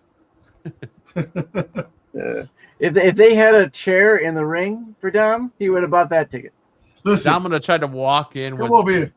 Okay, Stephanie. Yeah. Jada. I'm the special come guest over here. Hey, Jada Paul, come here. Come here. You want to hang out in my tent? Okay. Dom showed up with a ramp side ticket and a more baby oil than Diddy, and they wouldn't let him in. Yeah. Oh, damn. I got 30 points. Me and Matt. Where are my points? What happened to my points? Styx got no 20 points. I have 20, but apparently Double O didn't even want to participate. Thanks for playing, Dub. Oops, sorry. Oh, wow, wrong way. Yep. So Matt 30, Pete 20. I had 20, and Dom had 30. At least you tried, Dub. Me and Matt. And then the totals, which I have to change Pete's. But so the last slide will be a little. It's going to be different. And me and Matt. Again. Matt had 65. Pete should have only had 45. 55 total. And then Dom had 5. I had 55. Dom had 65. So sorry, Pete, but I got to delete you from the last slide. You don't get a title, Dom. Tag team champion. There you go. Yeah, triple tag team champions because you all tied. There you go. Yeah. But sorry, Pete, I got to delete you. Yeah. Champion again. There you go. There you go. We are the champions, my friends. So that would have been, you guys would have been tag team champions together. There you go. Tag team. I like the Boba Fett thing. Thank you, Six. You're welcome. You're welcome. And I think that's it for me. Yeah, that's it for me. I think Styx gets another 5-point deduction for his terrible math skills. I agree. You see how I caught that? I'm like, wait a minute. How did Pete get that much? Pete didn't do that. Come on, man. That was my bad. Yeah, my math skills. Yo, Pete might try to appeal. He might try to appeal the. You're going to appeal the ruling. Yeah. The ref's decision is final. Yep. All right. There you go. So What's up let's next? get into. We got Monday Raw. Yeah. Let's get into Monday Night. A review of Monday Night Raw real quick. We'll run through Raw really quick here. We open the show with Seth Rollins, Paul Heyman, Braun Breaker, and Bronson Reed. Heyman sells Breaker as a true badass in the bloodline of badasses. He spoils the fact that Breaker will main event WrestleManias to come. After chanting CM Punk, Paul lets us know that he isn't there this evening. All thanks to Bronson Reed. Heyman says WWE management and talent want nothing to do with Reed because he's too dangerous for the man in a PG era. He put a the worst beating on Seth Rollins in one of the nights of Roman Reigns has in his decade. So they're basically saying that he beat the hell out of Seth Rollins worse than Roman Reigns ever has. Get down on your hands and knees and thank the most generous man Heyman has met in his entire life. Acknowledge it. The future of the industry, Seth freaking Rollins. The crowd doesn't like that and chants for Roman Reigns. Eventually, Rollins tells him this is his vision. It is the way forward. This is how we secure the future of the industry through total control, domination, and power. The fans tell Rollins he's sold out, but he doesn't understand how he has. He hasn't changed. He did what he set out to do at WrestleMania. After that, the fans tell him to F you, Rollins. Rollins calls out the hypocrisy of them singing his song and then saying F you, Rollins. And they prove his point even more. As CM Punk, Rollins made him understand on Saturday what happens when he's underestimated. Sami Zayn will figure it out tonight. As he found out something will control the fate of the championship, Rollins will qualify for Money in the Bank, win the contract, and then cash in whenever he wants, when he wants, on whoever he wants. That is total power, and that is why he is Seth freaking Rollins. I love how the fans turned on Rollins Monday night. Rollins, up to this point, freaking Roman Reigns was a heel the entire time. I love the fans how they changed their attitude towards somebody, cheering Seth Rollins day in and day out. Because you now sit here and use profanity on me. No, and look, and the whole thing with Paul Heyman. Paul Heyman did not he betrayed freaking Roman Reigns because Roman Reigns betrayed him. Left him to freaking goddamn burn with Solo Sikoa and the crazy ass bloodline. Disappeared. They put Paul Heyman through a table. I don't understand. That makes me laugh that they had every right to change on who they were. Like Kevin Owens was right about freaking goddamn, right about the entire thing. Cody Rhodes, Cody the same Rhodes. thing with McIntyre was right. These things, I love how fans get frickled when you're right and you're doing the thing because you're right. You get screwed time and time again, and you're trying to expose the truth. You're the bad guy. Now if they give both titles to Seth Rollins, which I don't think they'll ever do that again. I don't think anybody's gonna have two titles in a row anymore because I think Roman Reigns took that mantle, and that's it. You're not gonna see one person having both titles. But hold on a second. I mean, I think he still could eventually. So you could eventually if you want to cross it over. But I'm thinking that, eventually, the separation is going to happen again, and you're going to do your thing and have one show concentrating on one thing and the other show concentrating on another thing. Yeah. But we'll see. We'll see how that stable goes. Like you still say there's one more person that's coming in the fold in this new team. That's just a feeling I get. I feel like it's not done yet, that there's going to be one more person in this stable. It should be. It should be. And you know what? It probably will be Ricky Starks Ricky Saints, because he's in the rumor mill to come up. You put him on the roster. That'd be kind of cool, to bring him in, brand new, fresh new face coming in, make a name for himself, and start that out. We'll see. Yeah. I just think the crowd's having fun, but it kind of was very John Cena-esque when he's like, "You're using profanity." It's like, come on, dude. Like, really?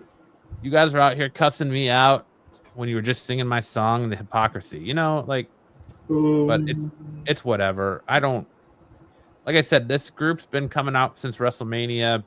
Been a slow play. We've wondered when are they going to add another member? When are they going to add another member? They added the third member at Sunday night, or God, I can't think. Saturday night main event. Cool. Now what? Yeah, it's been slow burn, but I'm interested to see where it goes. But some of these guys, they have to move Punk away from Seth. They have to let Punk evolve and go where he's going to go, because he's been toiling with Seth since he's come back. They got to move the storyline along to allow some of these guys to move along into different places. But all in all, I thought it was a pretty good promo. But like I said, it didn't feel like a Seth promo. Like, it felt like there was a lot missing. Like, there was mistakes. It felt like they were setting up for people to come out and interrupt multiple times. Like, there was like multiple phrase cues that, I thought at one point Roman was going to come out. I thought at one point Punk was going to, especially when, Heyman was like, CM Punk is not here tonight. I thought that you were going to hear Cult of Personality hit. Yeah. When Sami Zayn in the backstage was like, I should have went out there. I should have stopped them. I should have went out there. I was like, yeah, I thought you were going to. I expected it. But they didn't. And it's... Well, you know what? Listen, as soon as he said CM Punk's out here, I'm like, yeah, he's coming out. But the whole fact is, like I said, the ending of Raw, I thought would be a masterpiece, but it didn't turn out the way I thought it would be, but it is what it is. Then we had our Money Man qualifying match, Penta versus Chad Gable versus Dragon Lee, with Penta winning after interference from Vikingo, which was Chad Gable's fault to begin with. Yep. Mm-hmm. Like, Chad Gable should have never got involved with Vikingo at the side of the ringside. Liv Morgan walks into Dominic Mysterio as he's eating Roxanne Perez's nuggets while getting a shoulder rub. She will address this later, as she wants to get a qualifying match for the Money in the Bank, which she didn't get. Hey, look, Liv's back, everybody. Yeah. I like Finn's actually watching Konnichiwa. Finn is like laughing. Just Finn's expressions. That I'm telling you that, and okay, Carlito, the same thing with the one-liners, man. Like, I think it's funny, and I like that. You see things happening, and like, again, Dirty Dom is living the life, man. He is living the life. His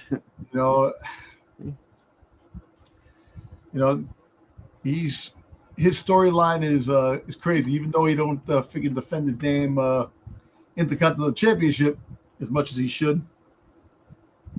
No, I mean, he won it and then defended it the following Monday after he won it. And that was it. I think Finn is gonna fight him for it. I think Finn. Yeah, I think Finn takes it off of him. Yeah, I think that's gonna happen. I think that's the plan, the long-term plan for it to happen. I don't know. I don't think it might be Money in the Bank because of the thing, but it's boiling up very close. Could be SummerSlam. Yeah, it could be potentially. I think it makes sense for SummerSlam. Yeah. Let's see. Then we got Akira Tozawa with Maxime Dupree versus Rusev, with Rusev winning via submission. Rusev wouldn't let go of Tozawa until Sheamus ran down. They have a stare down, but Rusev wants none of Sheamus, so he exits the ring. Backlash? Well, Backlash has already happened. I know. That Backlash are freaking Money in the Bank? Potentially, but they would have to put that in the works now Monday night. Yeah. Or you build it up for SummerSlam. Maybe SummerSlam, especially because two nights. They keep alluding. AJ Styles and Sheamus have not won the Intercontinental Championships. Yep. That's in there. Don't forget we have another Saturday night. Somebody's got to win. Somebody's got to win the championship. And this is the last big storyline run for Sheamus and the big storyline for AJ Styles because they're leaving soon. Because they're 47. They're both 47. They're reaching that 50-year-old mark, man. They're not gonna be Rey Mysterio wrestling like that long. No one's Rey Mysterio. Rey Mysterio might come back and might not even wrestle anymore. This might be it. Well, he's going to be in AAA. You know, he'll probably promote. He could probably be a manager, AAA. You know, but we'll see. Then we got the World Tag Team Championship match: the New Day versus the War Raiders versus the Creed Brothers, which was a snore of a match, with the New Day retaining there. Then Liv Morgan throws some shade at Io Sky. Oh, go ahead, Styx. Oh, I was just gonna say I did like the way they won the match, though. That's all I was gonna say. You're using the Creed Brothers and taking the Creed Brothers to the match. Yeah, I knew that was happening. I knew that was going to happen. Out there. Yeah. Oh, yeah. But you know. Yeah. Liv Morgan throws some shade at Io Sky and Kairi Sane. So the latter challenges her to a match tonight. Morgan accepts. Jey Uso recaps his week, but it quickly is interrupted by Gunther. He congratulates the Usos on their 15-year jubilee in WWE. Also, he congratulates Jey on his first title defense. Gunther appreciates he's doing his best and has his hands full. When his friends are in trouble, he is there for them without question. They are noble qualities for a human being, but not for a champion. Being a world champion does not come with naturally to him. Gunther was a world champion for a year because the only person that he cared about was himself. In 2 weeks, when he steps in the ring one more time, he will relieve Jey of his position and take the title and put it back where it belongs. Jey is done with the people saying his days as champion are numbered. He's fighting for his friends and family, much like they do for him. Gunther wants to judge him. What he's fighting for is less than what he is. And in Phoenix, he will make Gunther tap out again. And one word. 4 letters. Yeet. And a big long pause. What the hell was that big long pause that he sat there? He forgot his damn lines. Yeah. Yeah. He was looking at the crowd like, help me. And then Gunther was trying to help him. Gunther standing there too. So he was definitely helping him. This week, the promos are so bad. You know, it's been the last couple of weeks. It's been since WrestleMania. It's not just. No, I know, but I think this week really fucking caught my attention really, really bad. It's been since before WrestleMania. Like it all seems to start with the Tiffany, Charlotte Flair promo. Oh yeah. The "Why's your boyfriend in my DMs" promo. Oh yeah. Then we got Kairi Sane versus Liv Morgan, with Kairi Sane picking up the win after an accidental distraction by Roxanne Perez. During the break, Chad Gable tells Ivy Nile to get the Creed brothers in the best shape of their lives, or if they are lucky enough to get another shot after they leave. Vikingo appears to let Gable know he will see him at Worlds Collide. As he walks away, Gable is blindsided by AJ Styles. He tells Gable to never interfere in his match again, or he will put him through the concrete. Lyra Valkyria talks to the crowd. Here was another. I did not think this was a good promo either. She regrets telling us that Becky Lynch hot liquor her way into getting yet another title match at Money in the Bank. Lyra has beaten her twice, so she has nothing left to prove. Even though Becky lost those matches, she keeps on talking like she'd won them. This is why Lyra felt no satisfaction, and she made it personal by targeting her family. At Money in the Bank, she will beat and break Becky. Becky Lynch interrupts her after some insults are exchanged. She suggests a stipulation: if Becky loses at Money in the Bank, she will never challenge for the title again. But if she wins, Lyra has to raise her hand, and the champ has no issue with that. But Becky has to prove herself better and has not done so yet.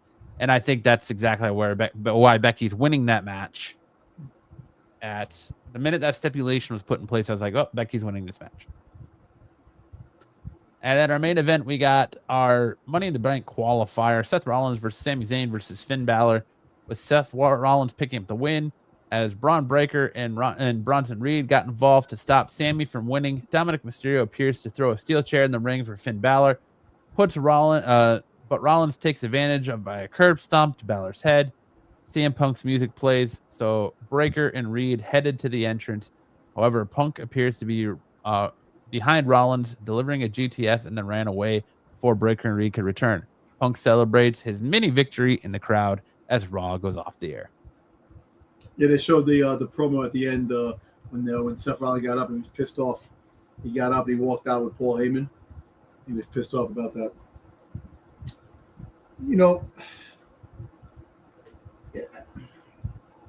I look. I'm with you, Matt. That Seth Rollins doesn't need a Paul Heyman. You know, Seth Rollins is a good talker. He can talk. You put Seth Rollins in with Paul Heyman, it should make freaking crazy magic. Because you have the Visionary and you have the Wise Man. Revolutionary. You know, and I don't know. Maybe we're taking it all wrong. The team is just being built. Maybe there are bigger, better things to come down the road. You know, we'll see. You know, I didn't expect Bronson Reed. Well, actually, you know what's funny?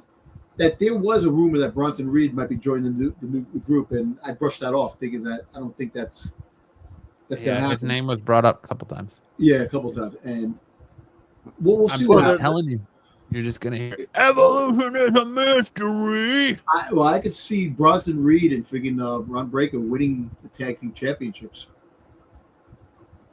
You know, down the road, I could see that they're all gonna have championship belts. It's a rehash of every other friggin' team that came along with it. But you know what? Like I said, hopefully it makes it fun. Paul Heyman is it's a good pitch man. He pumps it for everybody.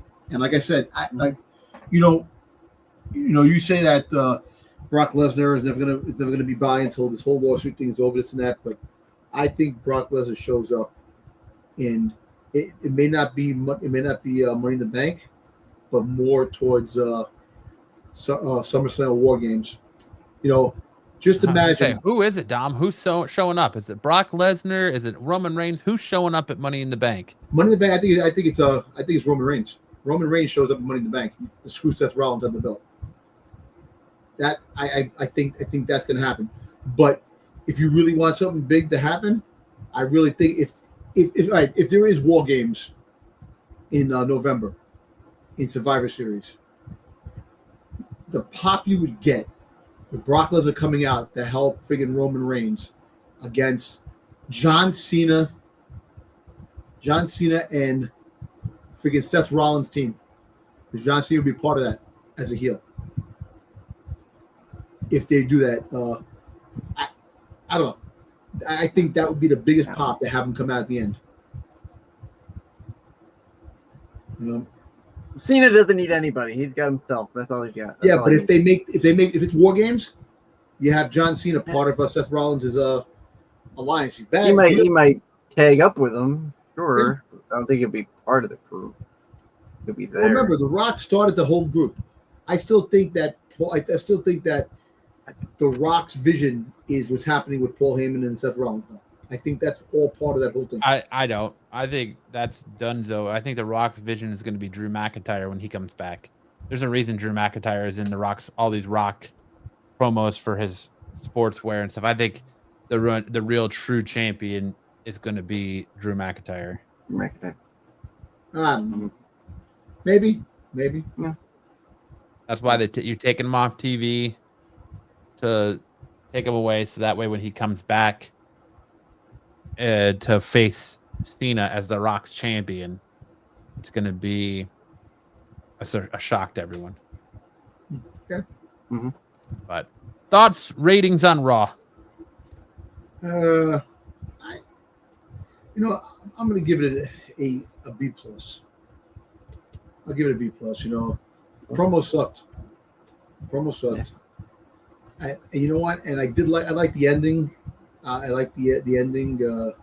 It didn't turn out the way I really wanted it to turn out, but I thought the ending was solid. I thought that the whole Judgment Day segment, you know, with Liv coming back and freaking Dirty Dom and freaking Finn Balor just fucking smiling like a freaking leprechaun, and just the way he was just smiling back, enjoying the drama. So I'll give it a B plus. They got to really work on the promos, man. The promos, really weren't that great. But overall, it was a decent show. Styx, what say you? The promos really killed it, in my opinion. I was going to give it a B.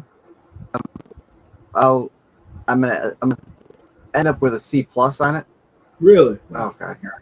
Yeah. I don't think I ever heard the C+. C from out of your mouth, man. Yeah.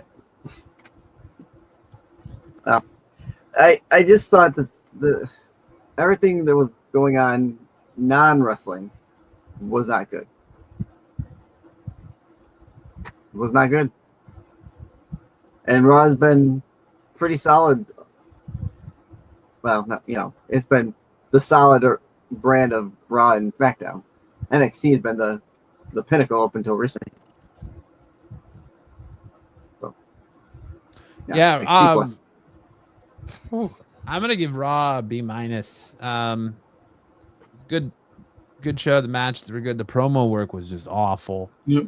I like the end. I don't like the whole Judgment Day aspect of it with Liv and Roxanne Perez. The Konnichiwa bitches when she came back was just super cringe. I do like the angle what Finn Balor's trying to play here. Yeah. But the promo work just absolutely killed it. But, all right, that's it for Monday Night Raw. Now we talk the show where it was like a smorgasbord for Dom because everybody lost titles. NXT. We opened the show with Ricky Saints and Ethan Page brawling heavily to start the show. Eventually, Ethan Page won the North American Championship from Ricky Saints by pinfall. And that's what makes me think Ricky's coming up because he lost clean to Ethan Page by pinfall. He did. Fatal Influence was interviewed backstage, including Jasmine Knox, who has been missing for the past few shows. JC Jane and Fallon Henley traded some major digs at each other. Yokishi Inamaru told Josh Briggs that he came back to NXT to fight for him. Briggs is renewed in his quest to win the tag team titles, and Inamaru suggests they shoot for something even bigger. Mike Santana defeated Tavon Heights by pinfall. We got a vignette. The High Rise were hyped up. I think that's such a stupid name for that group. Yeah. High Rise. Yeah. Chase, you were talking backstage, Andre Chase, and was admonishing Ura Connor and Kale Dixon over foolishly setting themselves up for a match against OTM. They decided to take the initiative to approach Ava, who was walking by, and get another match for next week. She booked them against Dark State, and when they pointed out that they would be 4-on-2, she said it's actually 3 of them against 3 of Connors, Dixon, and Andre Chase, which didn't sit well with Chase. We are not a team. Yeah. Womp, womp, womp. Tony D'Angelo met with Luca Crefisino. I butchered that name again, asking him to explain himself. Luca claimed that channeling Stax Lorenzo just left him in the desert, and he didn't reach out because he didn't want to put anyone at risk, and he didn't say or do anything at Battleground because he was intending to. Tony D told him to save it and said he doesn't know who to trust. At a promo, Trick Williams was interrupted by Mike Santana setting up a title match for next week after Santana Marella appears on a Titantron to make the announcement. I hope Santana wins that match. By God. Backstage, Stephanie Vaquer was told by Ava that Dales and Chick Tormenta will face her and a tag team partner at Worlds Collide. Lola Vice came over to say she'll team with her. Good on Lola Vice. Jada Parker defeated Tatum Paxley by pinfall after the match. Thea Hale went after Parker, who retreated. Jasper Troy defeated Dante Chen by pinfall. After the match, Obafemi popped up on the elevated stage to tell Troy that his 5 seconds of fame are over. Backstage, No Quarter Catch crew met up with Charlie Dempsey. Said Miles Bourne and Tavon Heights failed, so they need to refocus as a team. Bourne isn't ready to go backwards. Dempsey said he's the one who decides if Bourne leaves or not, so Bourne challenges him to a match like the good old days, and Dempsey agrees, but suggests it's a rounds match. Bourne says it's a deal, and if he wins, he's out. Got an in-ring promo where Ethan Page was interrupted by Javon Evans while trying to celebrate his North American Championship win. Evans told him that he's one of Page's challengers for Worlds Collide, introducing Laredo Kid, who was also in the match, to come out of the quick attack promo. It was well as Ray Phoenix, who did the same. It will be a fatal 4-way for the NXT North American Championship. I can't believe Ray Phoenix is going to fucking fight for the North American Championship. Backstage, Ava Robert Stone and Stevie Turner talked about why Super Sean Lacey isn't in the match, as Ava wanted to have someone from WWE, NXT, and AAA in a match. Legacy gets a match after that. They then plugged tomorrow night's WWE Evolve Women's Championship Fatal 4-Way Elimination match for the crown. The inaugural champion, Sol Ruka and Zaraya, approached Tatum Paxley last week to offer her a friendly ear to talk if she wants to. Overlooking this scene was the culling in the background. And we got a NXT Women's Championship match. JC Jane defeated Stephanie Vakira by pinfall. That was a big shock. I did not see that coming on a regular show. Like I said, in Battleground, we thought that Jordan Grace was going to take it. In the main pay-per-view. Mm-hmm. That's surprising. And like I said, even the whole thing with Ethan Page winning too, that was a shock too of that happening. So it surprised surprises. See, I like surprises like that. Being shocked that you didn't expect it. That's what I like. I want more of that. Instead of the build-up of something like coming up to a pay-per-view and you're going to win, like when Becky lost, the last time she fought, and it was unexpected because we all thought that Becky was going to win, and now she's going to win now this third time around because we knew that was happening. Becky doesn't. Third time a charm, but yeah, I thought that this was a very wild moment, NXT. Yeah, I definitely did not see Bakir losing to Paxley at all. I didn't see Ricky Saints losing his title already either after just getting it. But that's what makes me think he's getting called up. You see, it sucks because now Ethan Page is the champion. Now they're fucking going to be staying in NXT. Bastard. Hate it. That's all right because you got better call-ups coming, my man. Yeah, I know. You got Stephanie Vakir every Monday night. You can sit there with a tent pitched. Then you can sit there Tuesday night with a tent pitched. And you see Jada Parker. It's gonna make you're gonna have some blood flow issues, I think. I like that, man. No Ed issues here. All right. What was your guys' rating and final thoughts on NXT? Yeah, I'll give you NXT. I'll give it an A solid A. Because I would give it more. I'm just disappointed that Stephanie Vakir lost. That's why I gave it an A. I thought it was good. Got shock moments, like I said. Ethan Page winning and Stephanie losing. Kind of it was like the wow moment. So I'll give it an A for a good show overall. Mm-hmm. I'm also giving it an A, despite my feelings on that Jordan Grace should have taken the championship at Battleground. But that, not my call. My want, not my call. And then So that's it. It's a solid A for me as well. Based on the shocking championship changes alone, really did it for me. Otherwise, I don't know. I feel like NXT has been lacking a little bit the last couple of weeks, but this was a good show. And just the title chance were what everyone's talking about. And it was super shocking.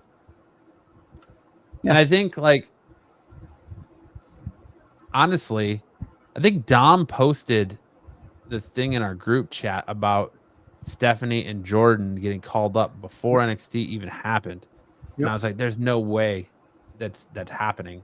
And then when by the end of NXT, I was like, shit, it's happening. That's crazy. Because I've never heard of that dude before, that scooper before. And just the fact that I was like, damn, I was like, well, why wouldn't you have, I could see, I thought for sure Stephanie's going to come up. So I was like, why wouldn't you have Stephanie drop the belt to Jordan? Oh, well, it makes sense if they're both getting called up. So it was shocking. To give the belt to somebody you least expect on your bingo card, so you bring up, like I said, that the shows are about to get a nice new flavor, new juices flowing into the shows. So we'll see. We'll see how it turns out. Let's talk about flavors and juices. I could have sworn at some point that Jordan Grace had been given a 6-month stint in NXT, but apparently it didn't matter. I think call them up whenever they want. I think with the layoffs and the injury to Zoe Stark and potentially other things that they just called her up. It right there. The injury to Zoe Stark could. I think Chelsea Green is out now too. I think Chelsea Green is going to be out for a minute because she broke her nose. She's going to be out for a little bit, maybe a month or so. Because how many more fights she's going to have for the belt? I think now she'll probably get off, be off TV for a little bit. She'll bring in some new players to play in the playground. And you bring in Jordan Grace, who's a powerhouse who can stand tall against Charlotte Flair, stand tall against Jade Cargill. Exactly. Can play in the mid card if they want to. See Jordan Grace against Ivy Nile. I don't like Ivy Nile. They're two like pet bulls. But yeah, I like. All right. I think she's a cute little package. Well, we've gone over 3.5 hours. We have no spotlight this week. No time tunnel. Styx, do you have a time tunnel? No time tunnel. No time tunnel. But make sure to check us out next week as we have our Money in the Bank 2025 match card prediction shows. I think Pete said he's going to try and be here. So hopefully we can get Pete and maybe Double O on this bad boy next week. We're going to talk about Money in the Bank. I don't know if we're going to do a watch party for Money in the Bank yet, because I actually will be at a con that day. What day is this? This is Saturday the 7th. What day is it? What kind is it, Matt? What's that? What kind is it? It's Phoenix Fan Fusion here. Anything? That's your usual one. We'll talk after the show. All right. So, yeah, but join us next week as we do our Money in the Bank 2025 prediction show. This is going to be a hard one for me because I still don't know who I feel like could win either men's or women's Money in the Bank match. Or really even the tag team match between Cody Rhodes and Jey Uso versus John Cena and Logan Paul. That one's even a tough one. No, that's not so funny. I can, like I said, I can see R-Truth coming out, interfering in that, helping, and another two. Now, let me ask you a question. Now, it tells you that Jay is going to keep the belt because the belt's not he's going to fight Gunther on Monday. You're right. Do you see Seth Rollins' group come out and go after because he did jump out and help Sami Zayn, and the fight Bronson Reed and Braun Breaker. So you see them coming out and interfering in that match. and that's how Cody gets involved, and Possibility. you know, like this is what I would love to see. A predicament like that happening, that they come out and they attack Jey Uso, they attack Cody, right? And then John Cena gets freaking gets tsunamied by freaking goddamn Bronson Reed. You know, have something like that, and freaking Logan Paul runs away like a little bitch. What was I so close at, Dubba? What was I so close about? Ending it? I don't know what you mean. Oh yeah, ending is so close. Yeah, I bet ending the show. Yeah. Damn, Dubs. Come on, man. I wasn't here last week. We're gonna have a great show. Anyway, go ahead, All man. right. But yeah, make sure to check us out next Thursday, 9 p.m. for our Money in the Bank prediction show. The prediction shows are always fun. You know, doing the matches, playing the points game. See who will come out as champion between me or Dom, because we can't have this tag team championships forever. I know. But that's it for us this week. Make sure to check out more from Dom and Styx. You can find them over on Renovision, our partner, site, Facebook, or YouTube page, whatever you want to call it. There's lots of great content there. You can catch Dom there every Friday and Sunday night for the Qualified and Star Wars.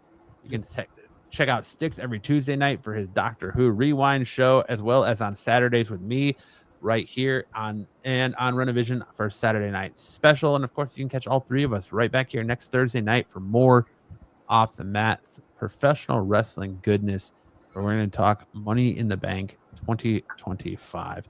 If you liked the programming and all the information and wrestling talk you got here, make sure to hit that like and subscribe button on your way out. Turn that notification bell on so you know whenever we are going to drop some beautiful wrestling content. If you want more content from us, you can check out one of the links here at the end of the video after our goofy faces are gone for the night. And on that note, Dom, take us out with some words of wisdom. Words of wisdom. Money in the Bank. Money in the Bank is always a fun time. It's unpredictable. At the same time, it's predictable. But it's fun. And it should be entertaining this year. Many times around, because we really don't know what's going to happen, but we do know what's going to happen. And that's all I'm going to say.